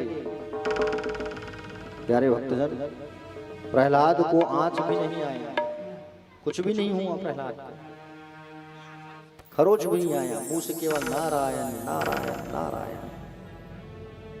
पहाड़ों से फेंका गया, महालक्ष्मी दौड़ करके आ गई। नाम लिया किसका? नारायण का। बचाने को ना गए लक्ष्मी मैया। नारायण का नाम भजो तो लक्ष्मी स्वतः चली आती है, नारायण को भजो लक्ष्मी को नहीं। लक्ष्मी मैया आकर के बचाई। हिरण्यकश्यप के महल के नीचे में तल घर था, जहां बड़े बड़े जहरीले सांपों को रखा गया था। इन्हें रखा गया था सांपों को। सांपों के पास छोड़ दिया गया, और सांपों के पास जब छोड़ा गया तो प्रहलाद जो है सांपों को देख करके प्रणाम करने लगा।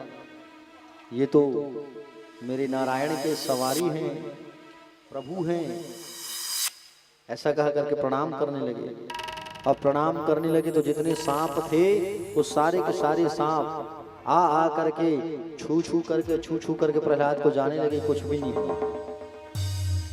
स्वयं लक्ष्मी मैया जो है कयाधु का रूप बनाई और कयाधु का रूप बना करके कयाधु का रूप बना करके आई और कयाधु का रूप बना करके आ करके भोजन कराने लगी। बताओ, बाल बाका नहीं हुआ। होलिका के बीच बैठाया गया, होलिका अपनी गोद में बैठाई, फिर भी कुछ नहीं हुआ, क्योंकि मारने वाले से बड़ा बचाने वाला होता है, याद रखना। समझ रहे हो ना?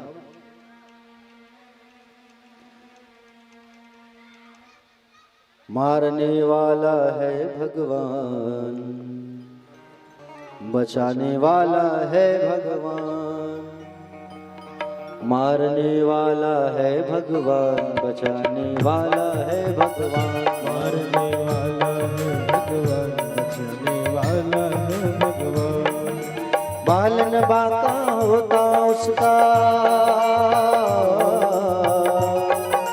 बालन बाका होता उसका, जिसका रक्षक दया निधान। मारने वाला है भगवान, बचाने वाला है भगवान। मारने वाला है भगवान, बचाने वाला है भगवान।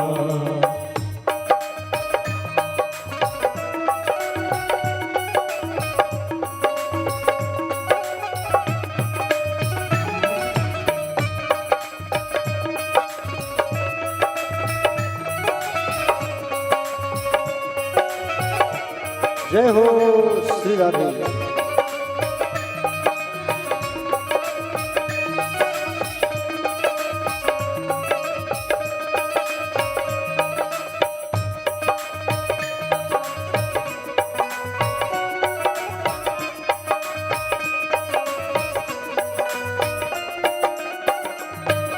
क्या गोरे भाई पल की आशा, स्वार्थ बिना प्रीत जोड़ो। कल क्या होगा इसकी चिंता, जगत पिता पर छोड़ो। क्या होनी क्या न होनी है, ओ क्या होनी क्या न होनी, सबका उसको है। मारने वाला है भगवान, बचाने वाला है भगवान। मारने वाला है भगवान, बचाने वाला है भगवान।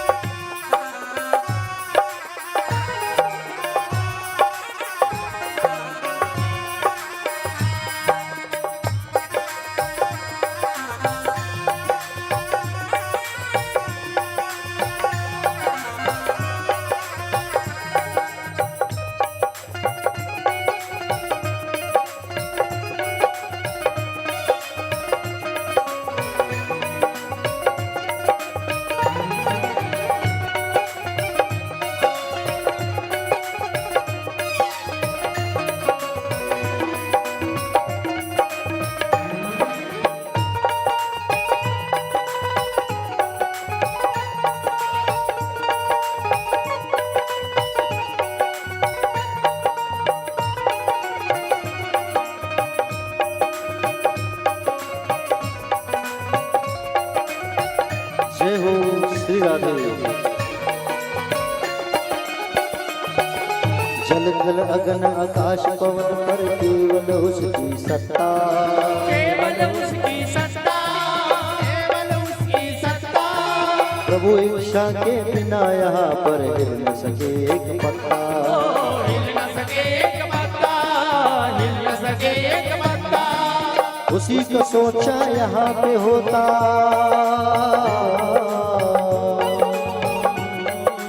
उसी को सोचा यहाँ पे होता, उसकी शक्ति है महान। मारने वाला है भगवान, बचाने वाला है भगवान। मारने वाला है भगवान, बचाने वाला है भगवान। पालन बाका होता उसका,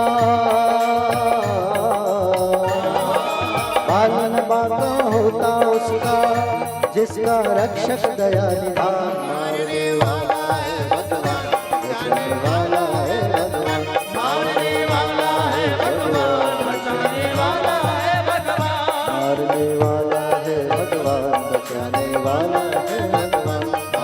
वाला है भगवान, बचाने वाला है भगवान, मारने वाला है भगवान, बचाने वाला है भगवान, मारने वाला है भगवान,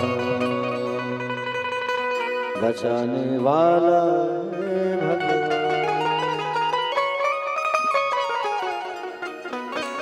बोले गोविंद भगवान की जय राधा रमण लाल की जय। चलिए दोनों हाथ उठाइए और हाथ उठा करके कहिए राधे राधे। श्याम शिमिला दे। छोटे से 5 साल के भक्तों को बहुत ज्यादा ही कष्ट दिया गया, लेकिन फिर भी प्रहलाद जो है भगवान का नाम लेना नहीं छोड़े। भगवान का नाम दिन रात लेते ही रहे, भगवान का नाम।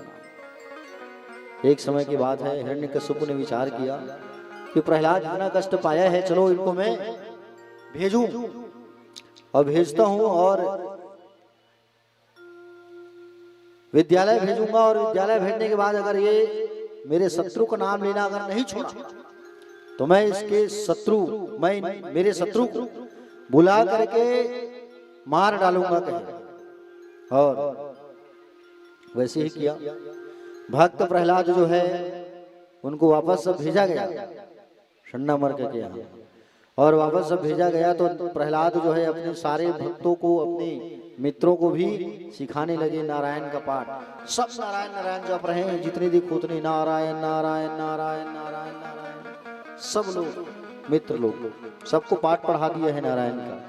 श्रीमन नारायण नारायण नारायण, श्रीमन नारायण नारायण नारायण, श्रीमन नारायण नारायण नारायण, श्रीमन नारायण नारायण नारायण, श्रीमन नारायण नारायण नारायण, श्रीमन नारायण नारायण नारायण, श्रीमन नारायण नारायण नारायण, श्रीमन नारायण नारायण नारायण, भजमन नारायण नारायण नारायण, भजमन नारायण नारायण नारायण, बद्री नारायण नारायण नारायण, बद्री नारायण नारायण नारायण, बद्री नारायण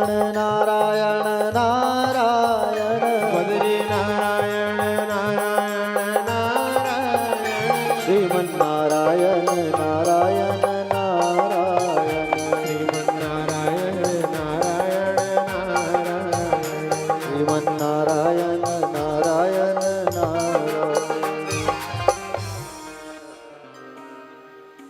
बोले गोविंद भगवान की हिरण्यकश्यप ने एक सिपाही को भेजा, जाओ देख के आओ क्या चल रहा है वहां। सिपाही आया, सिपाही ने देखा सब नाच रहे हैं नारायण नारायण करके। सिपाही आया, प्रहलाद को पकड़ लिया। ए प्रहलाद चुप, तू हमारे शत्रु का नाम ले रहा है। और आ करके जैसे पकड़ा तो चिपक गया भैया। संडामर्क आए और संडामर्क जो है आ करके प्रहलाद को छुए तो प्रहलाद को करंट लग गया नारायण के नाम का, और वो भी चिल्लाने लगे नारायण नारायण नारायण नारायण। हिरण्यकश्यप को सोचा बहुत समय हो गया, चलो मैं जाके देखूं जरा क्या चल रहा है वहां। हिरण्यकश्यप जो है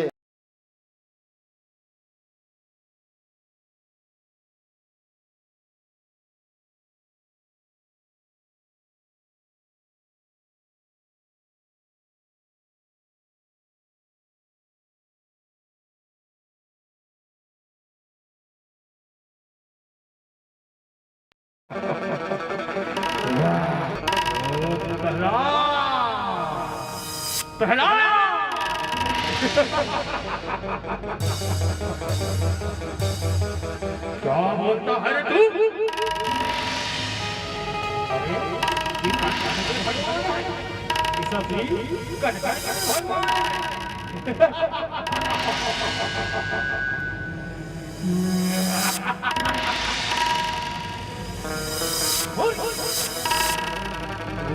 भूल क्यों करा? तीनों लोगों में मेरा डंका बजता है।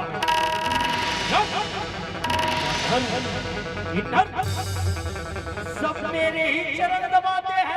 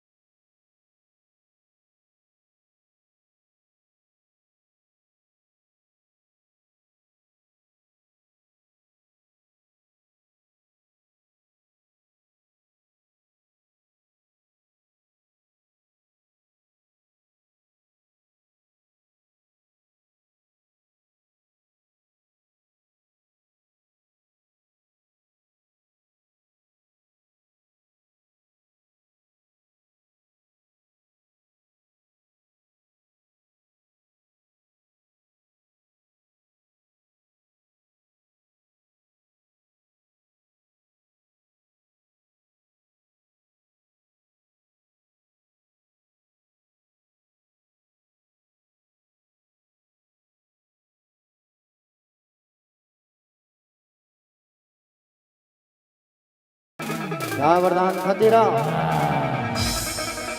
दिन में मरूं न रात में मरूं, अस्त्र से मरूं न शस्त्र से मरूं, बोल क्या वरदान प्राप्त किया था तुमने? ये दिन है न रात है, देख ये गोधूली वेला है, सायं काल का समय है ये। और क्या वरदान था तेरा? अस्त्र से मरूं न शस्त्र से, मेरे पास अस्त्र शस्त्र नहीं है देख। और क्या बोला था तूने? 12 महीने में न मरूं, ये 13वां महीना मैंने तेरे लिए बनाया है, पुरुषोत्तम मास, अधिक मास। ये किसी का घर है न दरवाजा, न तो ऊपर है न नीचे, तू मेरी गोद में बैठा है। तुमने मेरे भक्त को बहुत कष्ट दिया है, 5 साल के इस मेरे भक्त को तूने बहुत कष्ट दिया है। और अपने नाखूनों को दिखा करके डराए, और नाखूनों को दिखा कर डरा करके उसके हथेलियों को फाड़ दिए भगवान।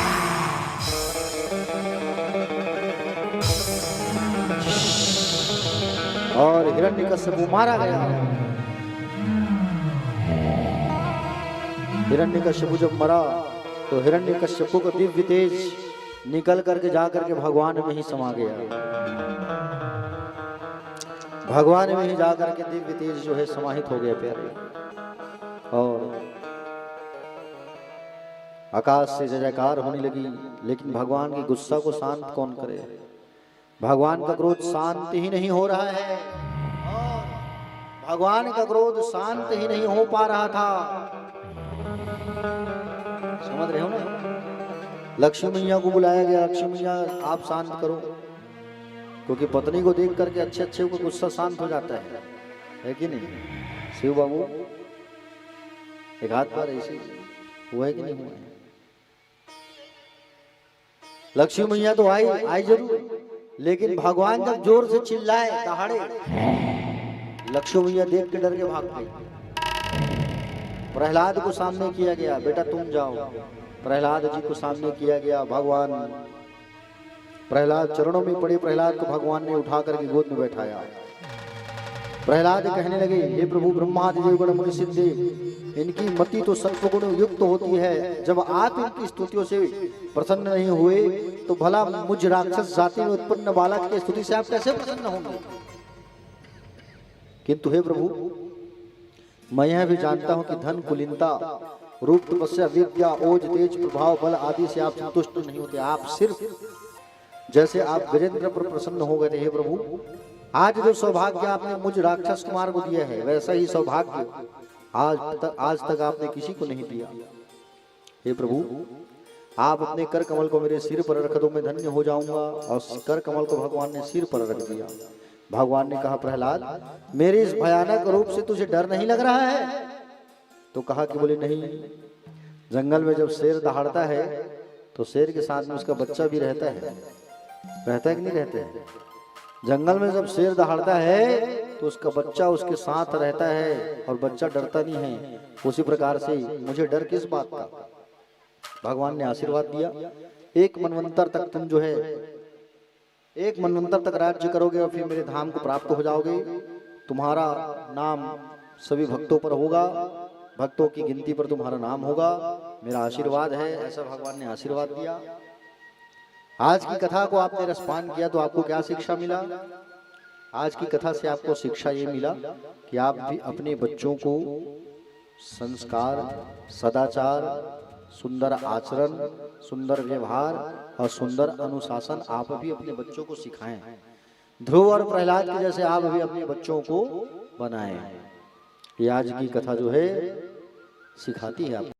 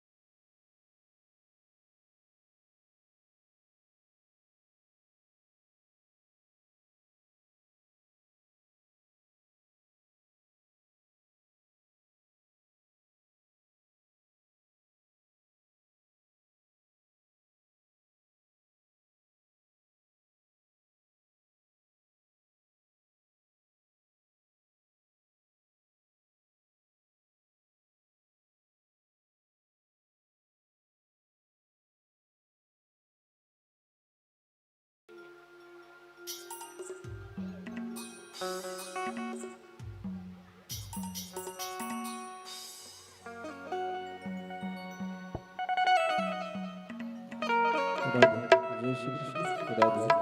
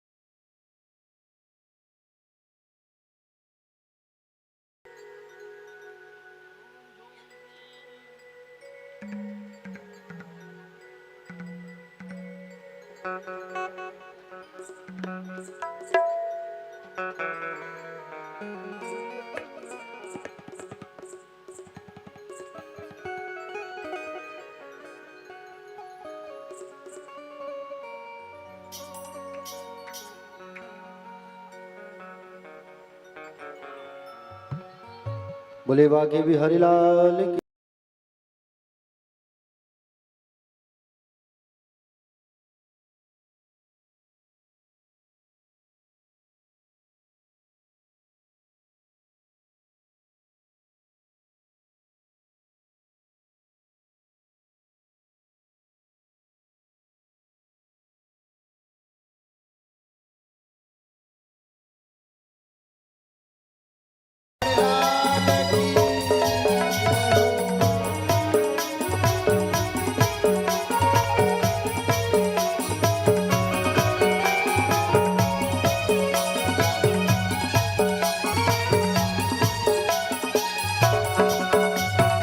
आरती की जय नरसिंह कुंवर की, आरती की जय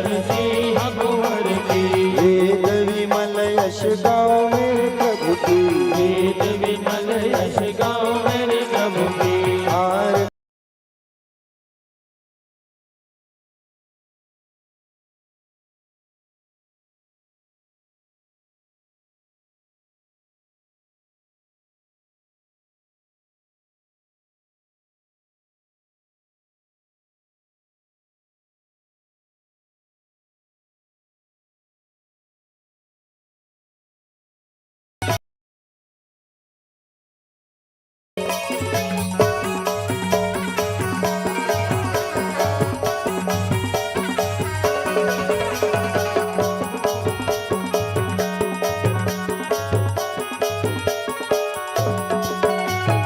पहली आरती प्रहलाद उबारे, पहली आरती प्रहलाद उबारे, हिरण्यकोश नख उदर विदारे, हिरण्यकोश नख विदर उदारे।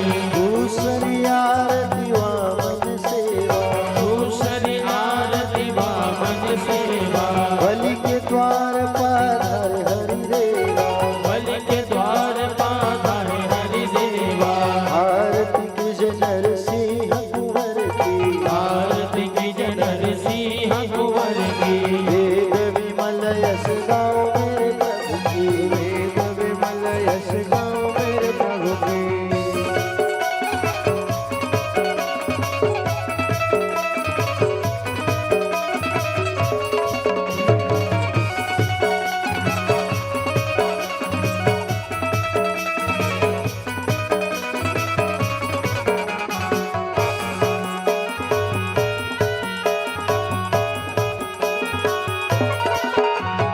तीसरी आरती ब्रह्म पधारे, ईश्वरी आरती ब्रह्म पधारे, सहस बाहु के भुजा उतारे, सहस्र बाहु में भुजा उठारे। चौथी आरती असुर सहारे, चौथी आरती असुर सहारे, भक्त विभीषण लंका पधारे, भक्त विभीषण लंक पधारे। आरती की नरसिंह कुंवर की, आरती की जनर सिंह कुंवर की। वेद विमल यश गाओ मेरे प्रभु की, वेद विमल यश गाओ मेरे प्रभु की।